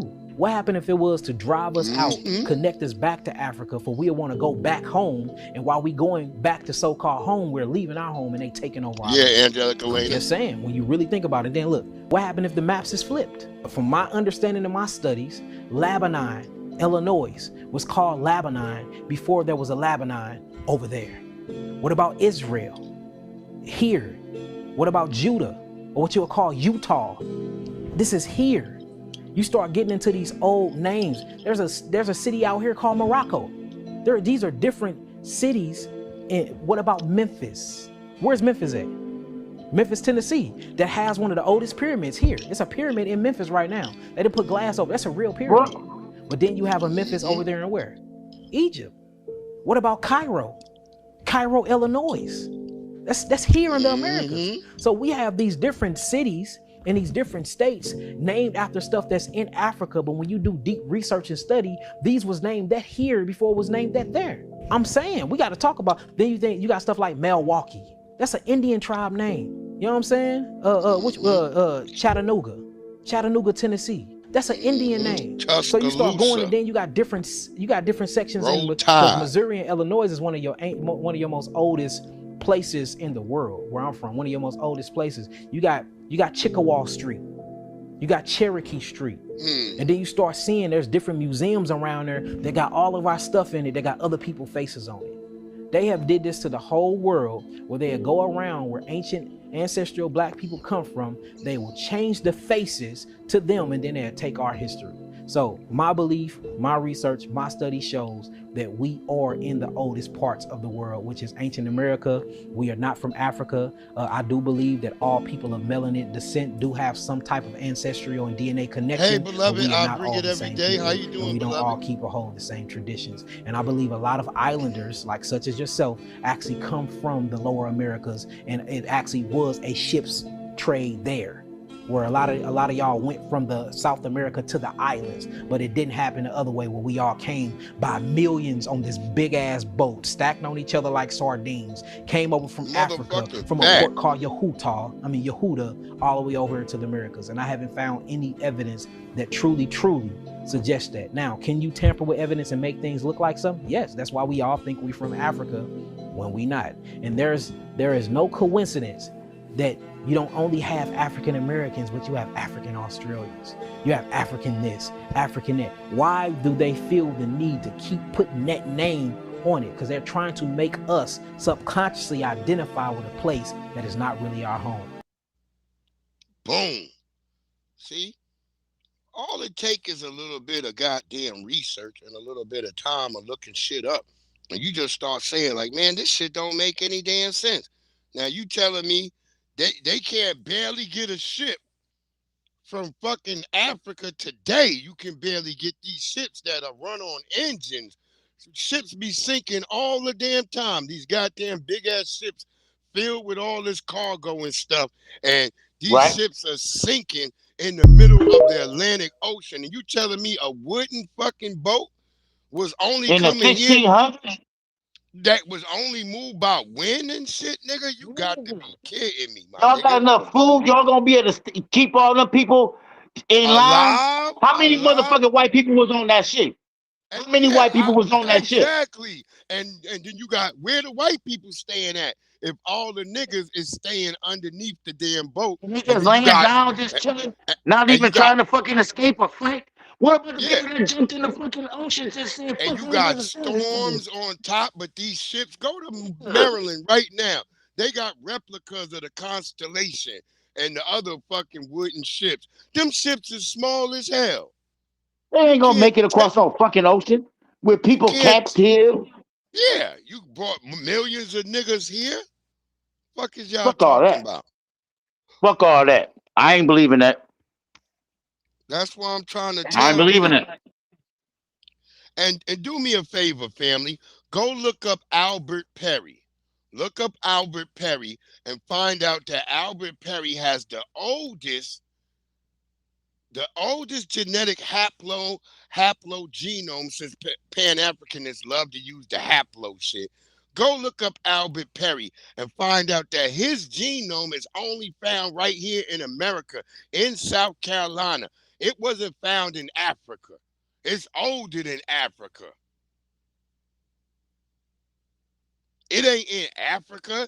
The oldest genome ain't in Africa. It's in here, right over here in the Americas. Don't let people keep playing with y'all. I used to be dumb. I used to be black medallions, no gold. I used to believe some of that dumb shit.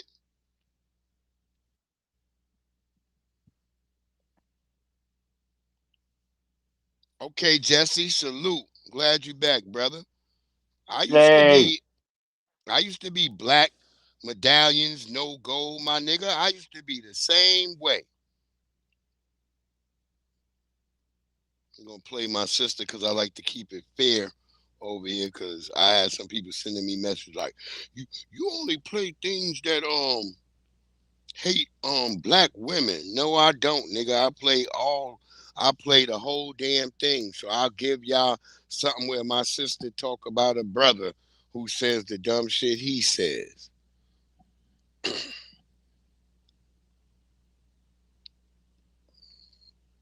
We standing on business. Niggas ain't gonna play us no more. All that bullshit, we not doing it no more. All that, oh nigga, you, and the nigga who did Roots, they caught his ass who did Roots and shit. They hit him with a damn plagiarism charges and shit. I heard about it. Yup. Yeah, saying that shit ain't real. So yeah, miss me with all that. That nigga stole it from somebody else, nigga. Yup, he stole it from a white boy. I heard. My name is Kunta. Get that nigga out of here. We don't know no. I ain't never met a nigga named Kunta or Kente. Nope. Notice that Kunta and then they got Kente Cloth. Nigga, that's a marketing ploy.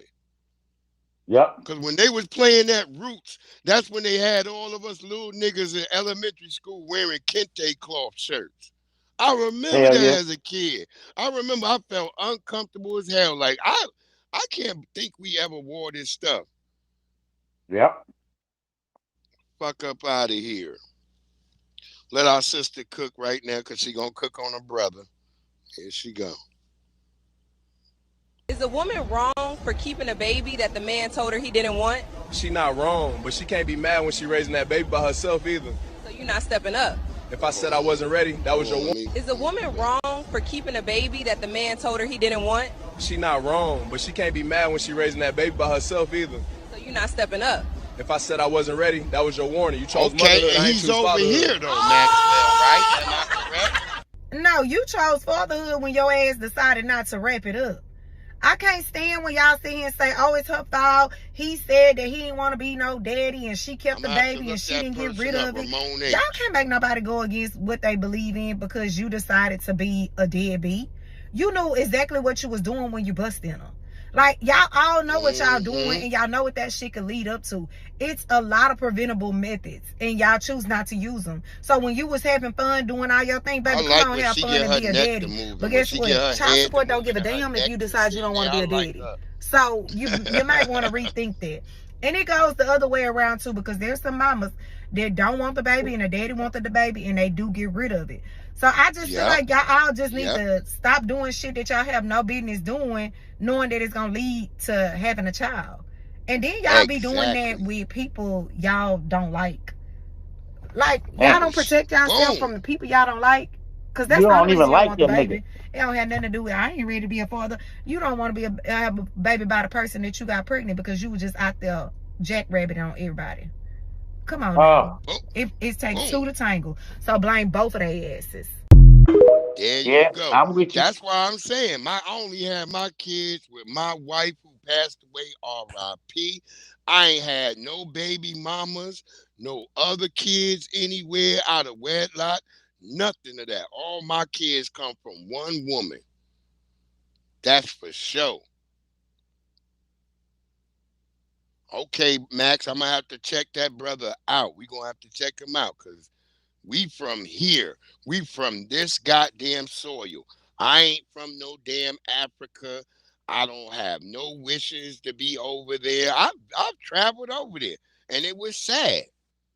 It was a sad place.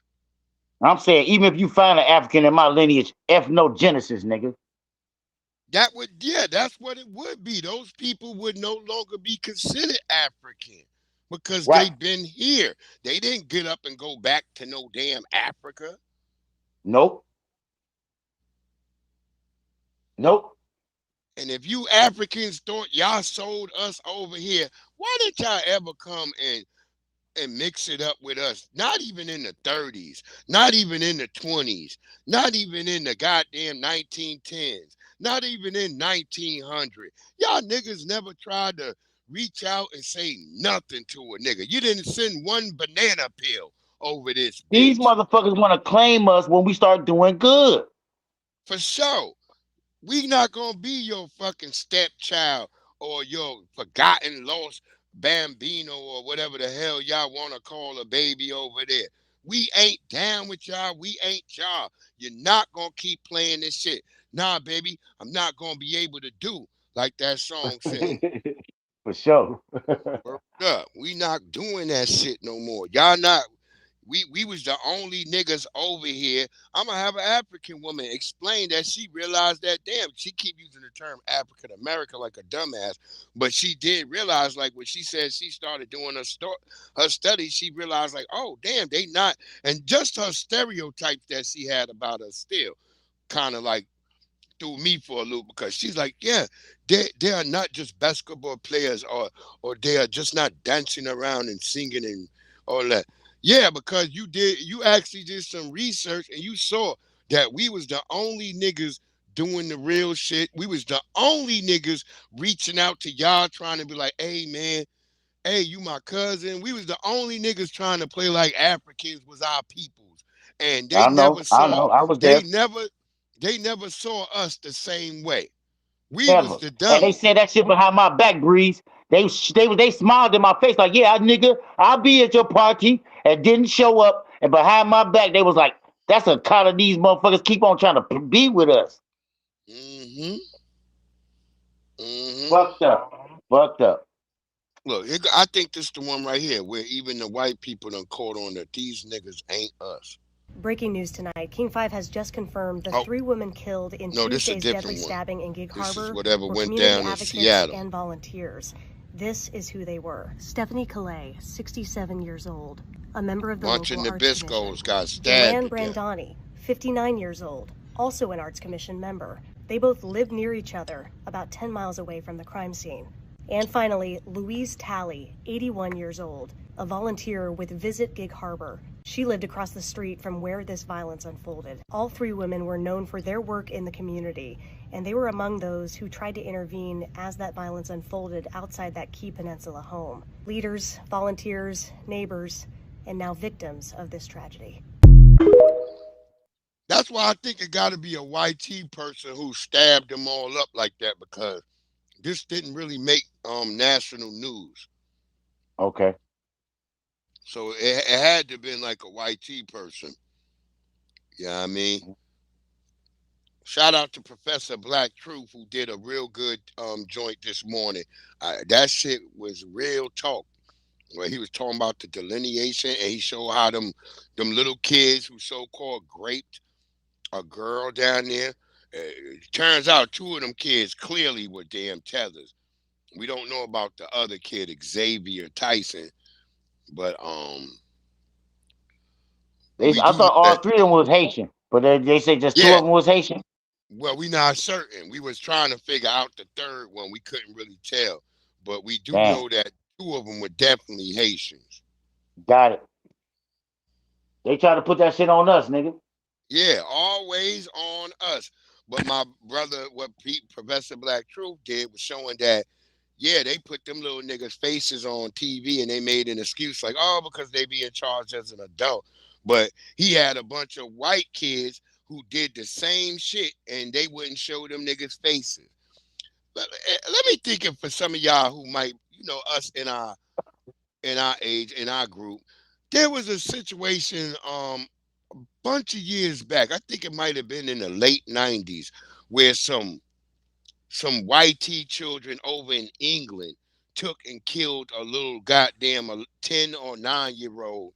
And I always remember they never showed who them kids was.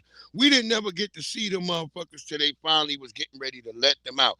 And you know the wildest shit is, the minute they let them devils out, one of them went back and committed a major crime and unalived somebody else.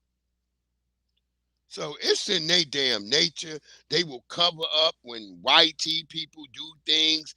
They will like not show their faces. That's how I know when a motherfucker commit a crime that they are YT or somebody else, because they don't never show their image. Like when that dude unalived that chick out here in Virginia the other day, they had that nigga face up almost within 24 hours. And then I had people trying to, before they even in the media admitted that he was a legal immigrant. As soon as I saw that nigga name, I wrote in the news comments, that is not a black American person. That is a damn immigrant. And then white people was trying to say, oh, that's so xenophobic. You shouldn't be saying that. I wonder what all these YT Nabiscos, these Cracker Jacks, what are they saying right now that they know that I was saying that already in the NBC4 chat. And like I wonder if they sitting there like, God damn, that black guy I was trying to talk shit to, he was actually right. Right. Because they was trying to tell me, you can't just say that by somebody's name. No, the hell we can't. Yep. Yes, you can. And that's been the biggest thing. I remember back when the motherfuckers got that gorilla shot in the goddamn zoo and the baby was in the damn zoo thing. The first thing I remembered was that family's last name. And I was like, they not even regular black people. My wife was still alive at that time. She was like, yeah, that ain't like no regular black name. And I remember we both looking like, because we knew. And I remember the bitch who climbed in the polar bear shit and got eaten. She was a goddamn African.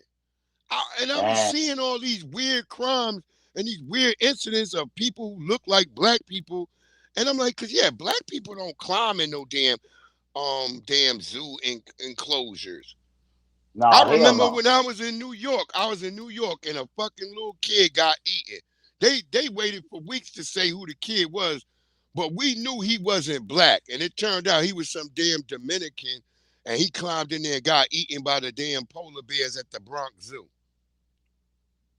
I'm like, because black people been going to the Bronx Zoo, all these zoos. Nigga, there's a zoo in Baltimore.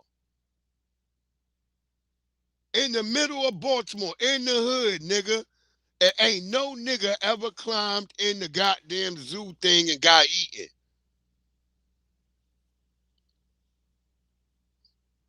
Crazy, man. This was not a one-time mistake at a self-checkout. This was calculated and strategic and a criminal scheme that took place over 8 different months. Yeah, the Hillsborough County Sheriff's Office says the suspect allegedly stole $10,000 worth of groceries over several months by manipulating the self-checkout line. Detectives released this video from Winn-Dixie. They say Julian Mitchell managed to scam the system over 100 times. He got away with steaks, chicken wings, laundry detergent, diapers, toilet paper, and other items for less than full price. Winn-Dixie officials were the first to notice a problem. They told Hillsborough County investigators who looked at store video and the digital footprint the suspect left behind. He was using his loyalty reward card, and that was something that helped our investigators get on to exactly who was doing this right away. And Mitchell's attorney told me they have no comment at this time. For more information on this story, head to fox13news.com or download the Fox Local app. Like a tether. Yeah, he looked like a tether. I'm just being honest. He did have that hair cover. He was on that hairline. And a lot of these tethers been using foundational Black American last names. See, I didn't know. I just found this out recently that they've been coming over here doing what the YT small hats were doing, changing their last names and shit.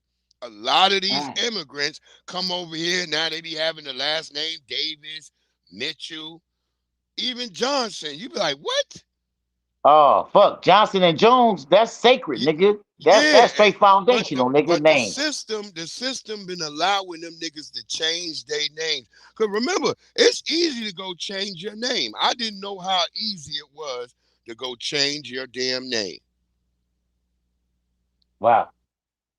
So these people been cosplaying us, doing all this dirt. He looked like a Nigerian to me. Because a regular black, I ain't never met a black person yet who did that shit. I've never met nobody. I know boosters, nigga. I know bitches who be boosting. And I ain't never, none of them ever told me like, man, Breeze, we gonna go through the checkout line and we gonna do this and get that. I have never heard that from no black person. That's why I started looking at motherfuckers like, yeah, these niggas ain't us, yo. And that's the greatest thing that this delineation has been doing. We now got to really ask, because even if you might have that name, we got to ask you, where you from, nigga? And when a nigga just starts saying weird shit like, oh, I'm just from Milwaukee. What? You can't just be from no damn Milwaukee, nigga. Where your people from? That's why I'm like, delineation really proved this shit to me. That I'm gonna figure out a way to be real nice when you asking them, because sometimes I'll be asking the FBA because he said something off code, and I'll be like, "Where your family from?" And I'm gonna have to be real nice about it sometimes. Look, I ask niggas that all the time. Wait, nigga, what did you just say, nigga? Where your family from? Yeah. Lighten it up a little bit. Let them know, nigga. Because I mean, if it's a tether, I know it's a tether. I'm like, nigga, where your family from? Nigga. I'll be like, wait, nigga, who you laid up with? That's the next thing I ask. Wait, who you laid up with? Because a lot of these niggas, they probably over there with the as Tariq said, as Tariq just did his broadcast the other day, where he said tethering by proxy. Yup. You got people sleeping with the enemy, laid up with tethers, and they become a tether in their mindset by proxy. I ain't lying. I like them Latinas, but I'll leave them alone. I promise, my FBA sisters. You better. God damn it, for you get in some damn trouble. Hell yeah. They gonna find me in a minute. I'm gonna be on top. Hey, LJ talked to Tyreek the other day today. Huh?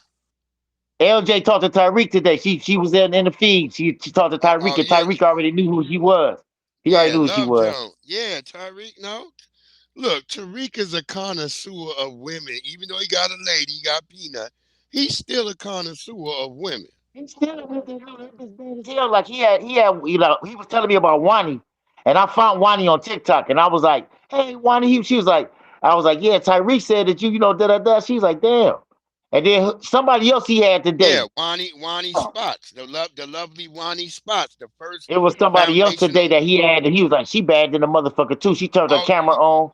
I forgot her name. Right. Yeah, I Oh, forgot her name. Halo. Oh, Halo. I ain't seen Halo yet. I ain't seen Halo on Halo. TikTok yet. Yeah, I ain't seen it. Halo. That bitch bad. She is bad. She bad than the motherfucker. I be in Halo spot, but because they took her channel. Now she came back They with a new did. She channel. said that shit. Yeah. Yeah, they always taking my channel down. Dang. Yep, that's Halo. Yep, that's Yeah, my she bad than sister the right motherfucker. She was like LJ. She was just like LJ almost. Just if y'all had either one of them, I'll be happy with a motherfucker. Yeah. Well, Fine like I said, I'm foundation. 50 years old. I can't be looking at them young girls like that, man. Them girls is young as hell. I can't do that. Nigga, don't worry about it, my nigga. That's one of my young homies and shit. Go ahead and try to wipe that and be good with that and shit. Be nice to that. Don't be all over there blowing up the spot trying to say, "Oh man, look, I knocked it off." Fuck that shit. Wipe that shit You up like just my girl was. be chill.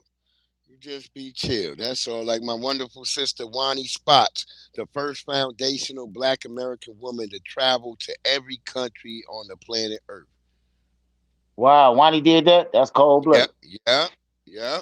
I remember my daughter did a whole damn goddamn report on her in class and shit. And then I told Wani and let Wani see it, and Wani was very nice and she liked my daughter. Hell yeah, I like Wani. Wani be over there get some straight. Yeah, Wani be killing them, boy. They be taking Wani pages too. Cause Wani They don't do? give Yeah. Wani don't give two shits. I love Dang. Wani. That's my sister right there. She followed me on TikTok. Just like I remember at the rally for reparations when I met Nikki the God. I didn't even know that was Nikki the God at first. I just heard her say, "Wait, that's Breeze Omega." And my brother Wartalk's like, "Yeah, that's Breeze Omega." It was me, Wartalks, Tori and Rain, the activists. We was all over there. Then she was like, they was like, yeah, she was like, "Is that Breeze Omega?" And she was like, "Oh," she's like, "Please, can I get a picture with you? Please let me get a picture with you." I didn't even know who she was until she whispered in my ear. I'm like, "Oh shit." She's like, "Don't tell nobody." I'm like, "God damn, sis." I had to give her an extra hug. I was like, "Damn, that's the beloved Nikki the God." Nikki the God. I seen her one time. Yeah, I seen her one time. was impressed that she knew who I was and knew my name and wanted to get a goddamn picture with me. I'm like, "Oh That's shit." what's up. I was like, "Damn." I remember that day at the rally for reparations. It was funny. I was waiting on my car to come pick me up. And I'm sitting there, I got my camera equipment and all that stuff, and I'm getting my bags together. All of a sudden, I see like a kid like keep peeking around the corner at me.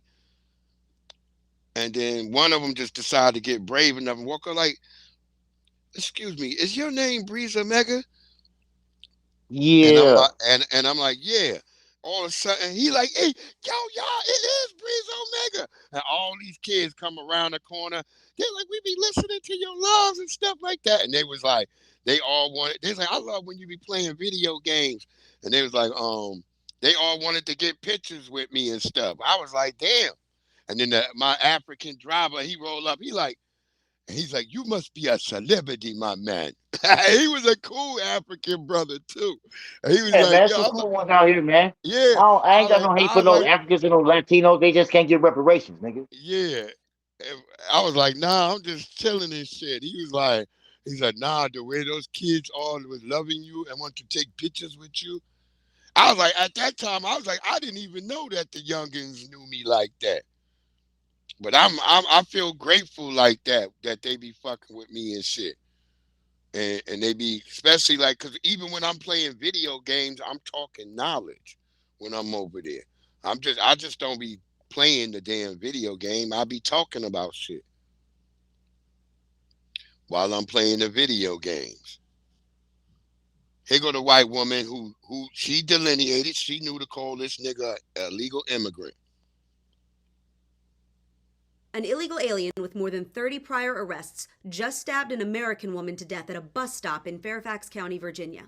And in case you didn't hear me the first time, I said an illegal alien with more than 30 prior arrests. Abdul Jallo is an illegal alien from Sierra Leone who's been living in the United States for nearly 15 the nigga years. out here in Since he Virginia. came here illegally in Sierra 2012, he's been Leone, arrested that's more where than that 30 nigga from. times for crimes including, and hang on here, malicious wounding, forcible rape, assault, identity theft, contributing to the delinquency of a minor, and pickpocketing. In 2023, he stabbed a 73-year-old man so forcefully that the knife broke. In fact, 5 different stabbings have been tied to this guy. And yet somehow he continued to be released back onto the streets of the United States despite being a violent felon with no legal right to be here. Then last Monday, about 3 weeks after Virginia's new Democrat governor ended the state's cooperation with ICE to detain criminal aliens, this guy randomly stabbed 41-year-old Stephanie Minter after they both got off a bus in Fairfax County. And nobody knew about it because there were 0 national news stories about this. And then the very next day,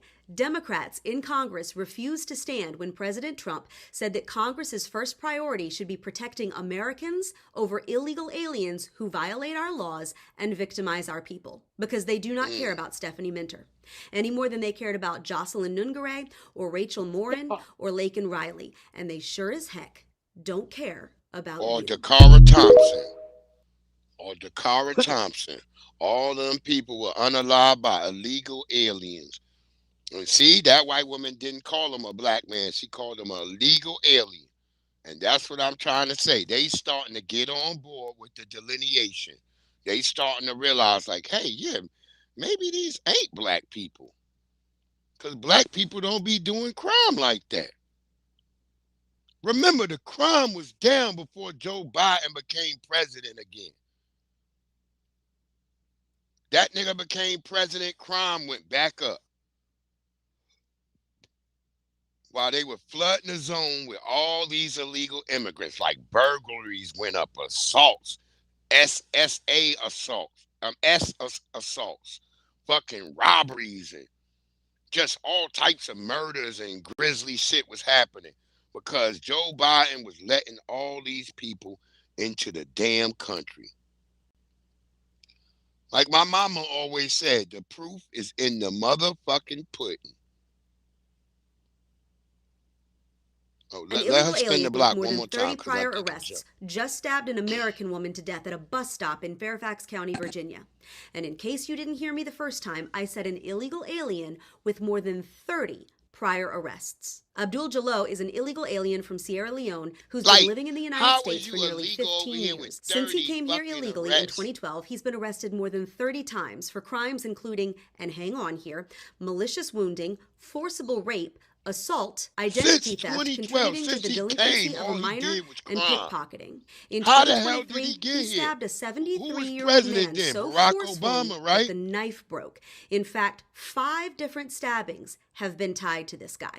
And yet somehow he continued to be released back onto the streets of the United States despite being a violent felon with no legal right to be here. Then last Monday, about 3 weeks after Virginia's new Democrat governor ended the state's cooperation with ICE to detain criminal aliens, this guy randomly stabbed 41-year-old Stephanie Minter after they both got off a bus in Fairfax County. And nobody knew about it because there were 0 national news stories about this. And then the very next day, Democrats in Congress refused to stand when President Trump said that Congress's first priority should be protecting Americans over illegal aliens who violate our laws and victimize our people, because they do not care about Stephanie Minter any more than they cared about Jocelyn Nungare or Rachel Morin or Laken Riley. And they sure as heck and Dakara Thompson about you. I'll say it again, Dakara Thompson, our lovely sister Dakara Thompson. And the media started trying to talk about, oh, was she out being a streetwalker or something? It don't fucking matter. She was American, and the nigga that unalived her was a damn illegal immigrant. That's why I ain't fucking with no Democrats.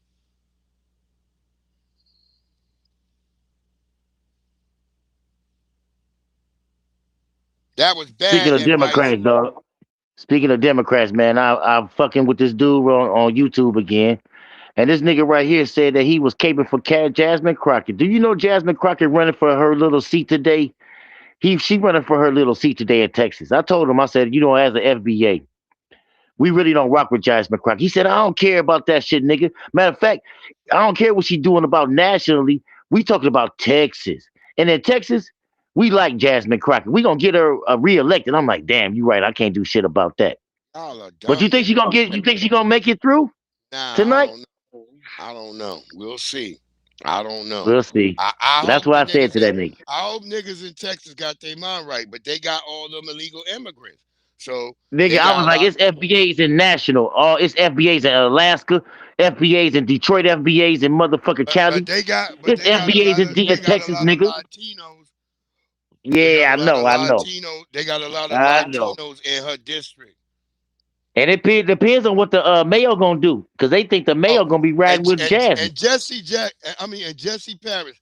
That was bad advice FBA Convo gave. If you could get one of these nice little young muffins, get her. God damn it. That's what I said. No, not for me. Not for me, but for one of my young homies.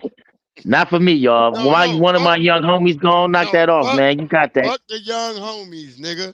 You want that shit, huh? Man, we had our chance, nigga. We got to deal with the women on our age group.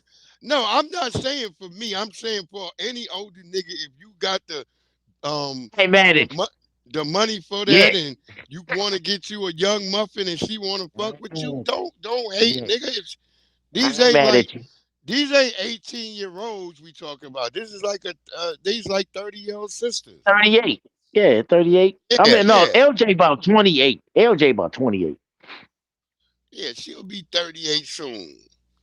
And don't worry about it. She's still gonna be fine at the ship drink house, nigga. I'm telling you, nigga.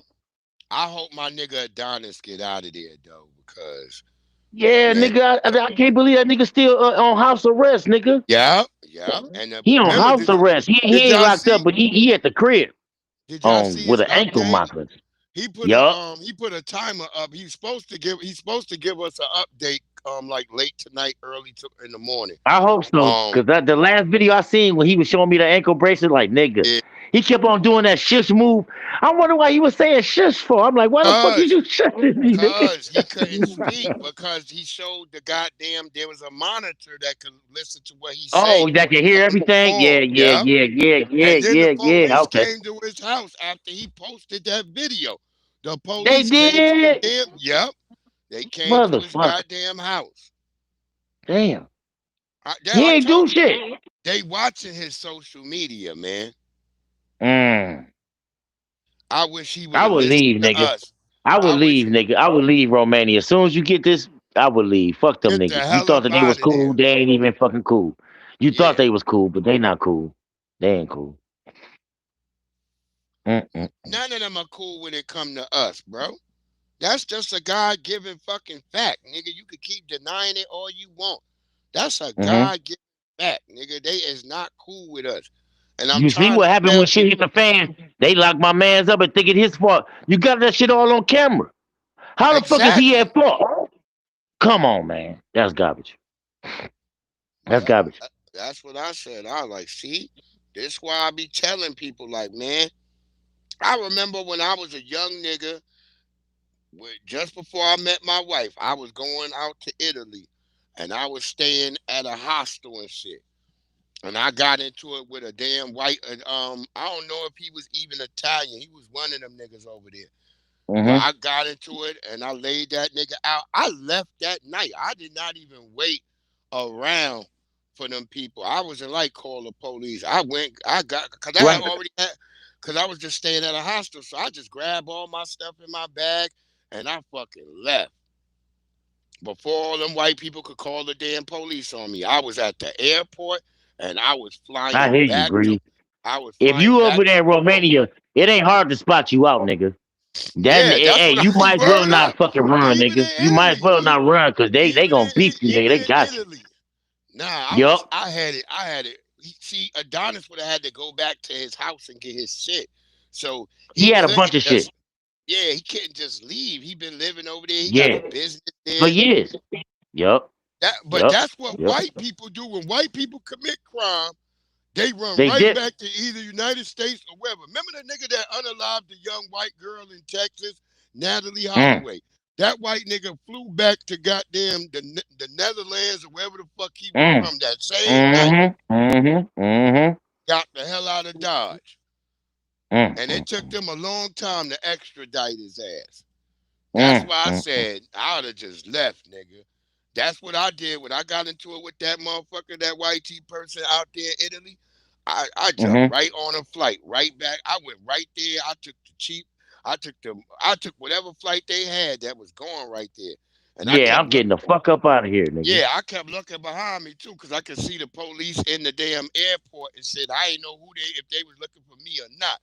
But I got on that. You know they gonna pick you right out, like nigga. It's a black nigga. Oh yeah, there you go, right there. No, see, there was other black people in there too, getting on flights. Amen, amen again. Going back to New York, and I just blended in with niggas, and I got the hell up out of Italy, and I was Be out of here. I ain't never going back to Europe. I was like, fuck that shit. Fuck Europe, nigga. Come on. Yeah, fuck Italy, right? Fuck Europe, nigga. That's Europe, nigga. All of that shit, nigga. Fuck Europe, nigga. How about that, nigga? Yeah, fuck all that shit. Ain't no reason that we got them niggas all over here. Why we gotta go over there to be around them when we got them right here in America? Don't you want to see the Eiffel Tower? Fuck that. Okay, let's talk about Romania and Adonis. Adonis just did an update, and he's going to update us in 24 hours. We just learned that the U.S. Embassy has just appointed a new Romanian ambassador on February 26, 2026, and I do not think that's a coincidence. We have to keep posting. We have to keep supporting our brother Adonis over there, who was attacked by a druggie and a criminal who was trying to extort him for money and spit on Adonis. And when Adonis fought back because he was trying to be extorted and harassed and attacked, Adonis was the one who was put in jail under house arrest, and it's ridiculous. Okay, I don't know if Romania just doesn't like foreigners, but it seems like the people love Adonis, so I don't know why the certified salute, Angelica is treating Americans like this. This is crazy, but we're at level 1. We will ramp it up if we have to, but just keep posting. Adonis is going to post in 24 hours, so we'll wait until his update and see what's going on. Yeah, I'm waiting for that update. I got a remind me thing on his post. We're gonna see if he gonna even be able to do it. So I'm waiting. You know, since you said that last time they pulled right up, they probably told him you better not make that post, nigga. Yeah, they put some damn paper up on his door and then gave him the paper or some shit. And I don't know, man. He should have listened to us. Instead of getting all feisty with us like he was doing, we was telling him like, yo, because another nigga had already tried him a couple of months prior. And everybody, I remember, it was on TikTok, and we was all watching that. We was like, and it was a white boy who called him the N-word. And I was like, yo, you need to get out of there, Adonis. They not liking that you having fun and you living your life. They not liking get the fuck out of there. And so I wish that brother would have listened to all of us when we was telling him. But he did not listen. That nigga should actually be in the Philippines. You can have big fun in the Philippines.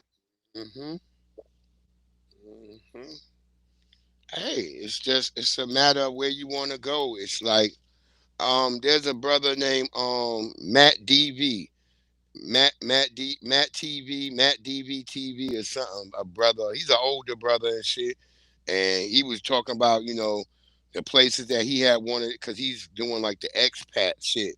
And he been talking about he might be coming back to the United States. He's like, because there's a lot of places he wanted to go visit while he's doing the expat shit. But all these places have become war zones, and some of them become hostile to particularly Black Americans. And he was like, I might be coming back home. I'm like, nigga, you shouldn't be thinking might. You too old to be thinking might, nigga. You need Come see your kids, nigga. If you old, nigga, you got kids, nigga. Yeah, if you old, you got some kids, nigga. Yeah, he got kids. And that's a tragedy if you don't, nigga. That's a tragedy. He be having his kids in his videos and shit. Oh, you got kids, nigga. You need to come home and be with your kids, nigga. Yeah, because he one of them brothers that be doing food. He be doing them foodie videos where you go around eating and shit. I'm like, nigga, we got all that food over here, nigga. Stop worrying about being over there, nigga. You can go get all that food right here in America. Right here. I don't even know why y'all need to be flying over to these places, giving them your bread, and they treat you like shit. Fuck all that, man. I'm not being an isolationist. I'm just trying to tell y'all. I was telling niggas about the cartels and shit. That's some funny shit. Like Tariq, before all that shit went down in Mexico, Tariq was in Mexico, and he was talking about how he felt shit was off out there. And I knew it. And I was like, yeah, nigga, you lucky you got the fuck out when you got out, my nigga. Yep, shit's off. Shit crazy. Fuck, I need to be all over the damn place to these places and shit. And especially, like I said, I did a lot of that shit when I was young. When I was young, like I said, me and my wife, before me and my wife even had kids, we were together for 6 years before we had any children. And we were traveling. We was hiking and camping in the backwoods. I remember people used to be scared for us because we was doing backcountry camping, because we had did the Appalachian Trail, me and my wife. We went from Maine to Georgia. All that walking. Well, we didn't walk the whole way. There's a couple of places where we would rent cars and drive to the next spot, because some areas you got to drive to it and shit like that. So we might rent a car and then drive to the next state and shit. But we walked in every damn state on the Appalachian Trail. I remember we would see some scary looking white niggas on them trails. But like I said, even at the same time, we met some cool white people too on them trails, you know? But I got my plaque and all that shit after I walked the whole Appalachian Trail. I'm mad that she passed away, because we were supposed to do that shit again as we was a little bit older. Once all the girls were like graduated from school, we were supposed to walk that damn thing again. Because we were going to go from Georgia to Maine, because we went from Maine to Georgia. Like, you don't even know how I felt once we came through the part in Virginia. Once we came through the part in Virginia, through the Catoctin Mountains into the Shenandoah, I saw a sign that said how far our house was. And I almost was like, I was going to go home. I was like, yo, I was about ready to go home. My wife was like, nah, then we only did half of it. She's like, we got to keep going. And I listened to her, and we did it. It was me, her, and my beagle Clyde. That was my nigga, Clyde. And my other dog, Denali. She was like a foxhound. Denali and Clyde. That was my two dogs. Yeah. I remember this nigga disappeared one morning. We woke up, couldn't find him. He done got off his damn, because we would chain him up outside of our tent and shit. And I woke up like, oh my God, this nigga gone, because you know them damn beagles following their nose. And that's when I realized I had tracking in my mindset. I had tracking in my blood, because I could look. I started looking down at the ground, and I started looking, and I could see his prints, and I could see where brush and stuff was moved, and I started following his tracks, and we found that nigga all the way at the bottom of the mountain. I remember, because my wife, she was crying and shit. She was like, we can't leave him out here. He might get eaten by a bear. I'm like, yo, bitch, if a bear out here, we might run into the nigga. I'm like, oh, and it was cougars. It was cougars on that bitch. I was like, oh my God. We was in the Great Smoky Mountains in North Carolina. I was like, this fucking dog. And then I kind of heard him and shit doing his little beagle noise.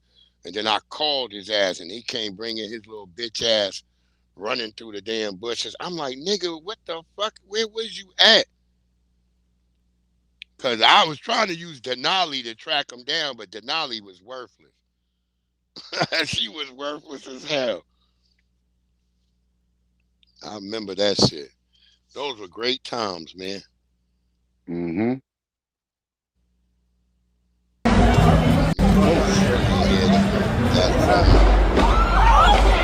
This was out there at the goddamn marathon. Shots are being fired right now. When the nigga started Shots shooting. are being fired. My nigga Black Sam was high behind the car.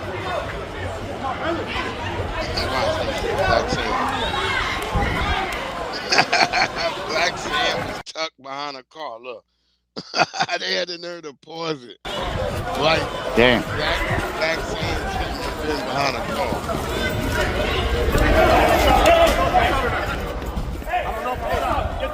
I don't know if I'm shot.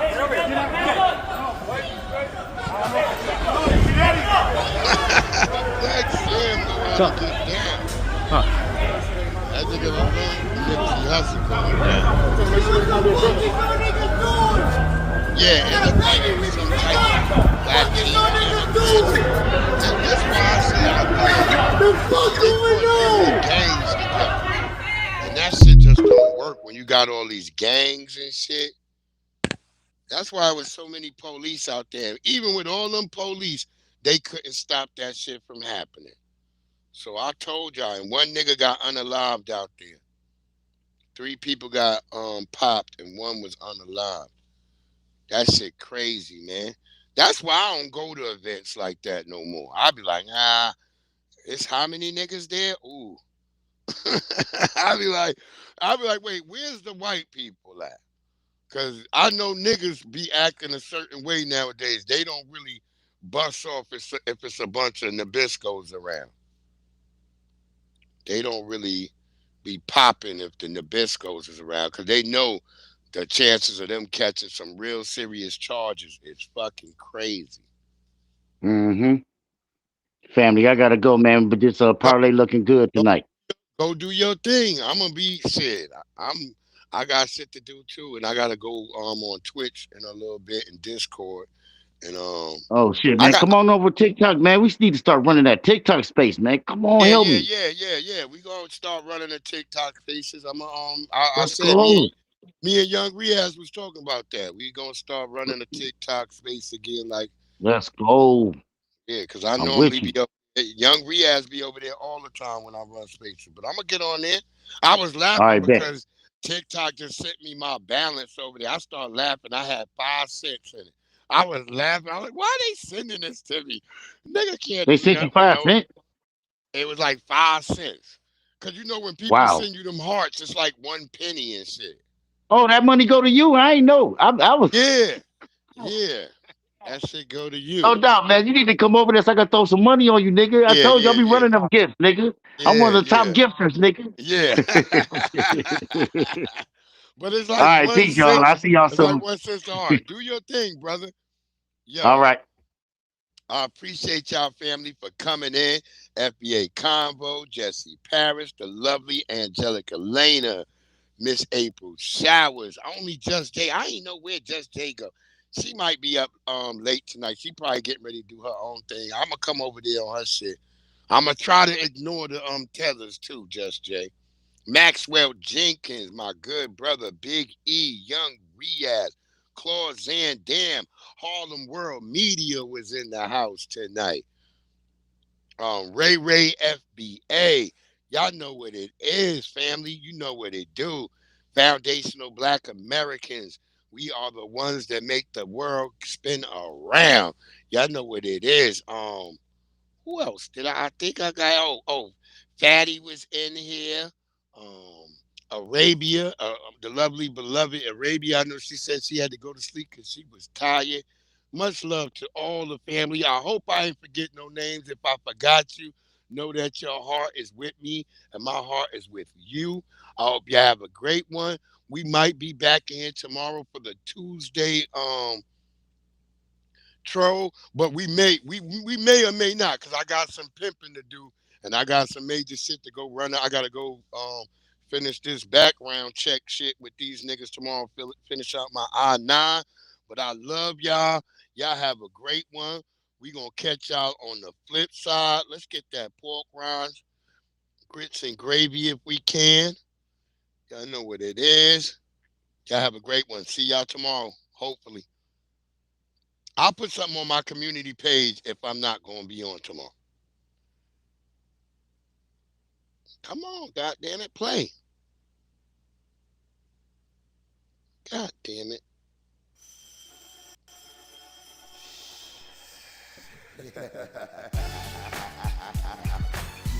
Yeah. Pork, rinds, grits, and gravy. You know how the old folks say, oh Lord save me. By the way, give a little whiskey to the babies. Hot sauce, pork, rinds, grits, and gravy. Pork, rinds, grits, and gravy. You know how the old folks say, oh Lord save me. By the way, give a little whiskey to the babies. Hot sauce, pork, rinds, grits, and gravy. Yeah, pork, rinds, grits, and gravy. Yeah, grits and gravy. Grandma hold it down on the porch, barbecue, pig feet, pass me the hot sauce. Uncle Ben got a shotgun, double barrel, you won't pay the price. Living in the country living the life. New York City's my wife, downtown's my mistress. I love fried eggs, ham and biscuits, and cutlets drop, Cadillac convertibles, Lincolns. We cut off the top, the block, we run the streets. We set up shop, it's all gravy, grits and pork chops. We want cops, hops and barley, man. We see purple like Barney, man. It's funny how on farms there's pigs and chicken, and the streets got pigs and chickens. I ain't saying nothing wrong about cops and women, but if the shoe fits, wear it, y'all. You know the doggone bar ain't even scared of y'all. I'ma keep walking, I ain't scared to fall. When I know most of y'all scared to crawl. With the strength of a giant might scale a wall. Singing Negro hymns like Mahalia, y'all. Your rise, grits and gravy. You know how the old folks say, oh Lord save me. By the way, give a little whiskey to the babies. Hot sauce, pork rinds, grits. I don't know if Diamond and Pinky was in here tonight, but shout out to the lovely Diamond and Pinky. They went flipping the bird, you know, but I did it all with a banjo, straw hat, overalls, and a pair of sandals. Smoking Winston Lights. Oh, and also the lovely I Bring It Every Day. If you want to do crocheting and stuff, go check out I Bring It Every Day, y'all. Nothing like a candle with. You ain't a builder, I wouldn't never hand you bricks. I hear them chirping. Without my pork rinds, grits, and gravy, I have a feel like a baby. Might even come around and have to pick up your lady and take her somewhere that's shady, but not under popular trees and strange fruit. Part of the civil rights movement, I done found my roots. That's why I'm trying to find the truth. Only want that real shit when I come up and spit in the booth. Eat it up, regurgitate it, give it to you. Pork rinds, grits, and gravy. I see you at the barbecue. Yeah, I see you at the barbecue. Yeah. Pork, rinds, grits, and gravy. You know how the old folks say, oh Lord save me. By the way, give a little whiskey to the babies. Hot sauce, pork, rinds, grits, and gravy. Pork, rinds, grits, and gravy. You know how the old folks say, oh Lord save me. By the way, give a little whiskey to the babies. Hot sauce, pork, rinds, grits, and gravy. God, the dead has arisen. That's bad enough. Keep me laughing.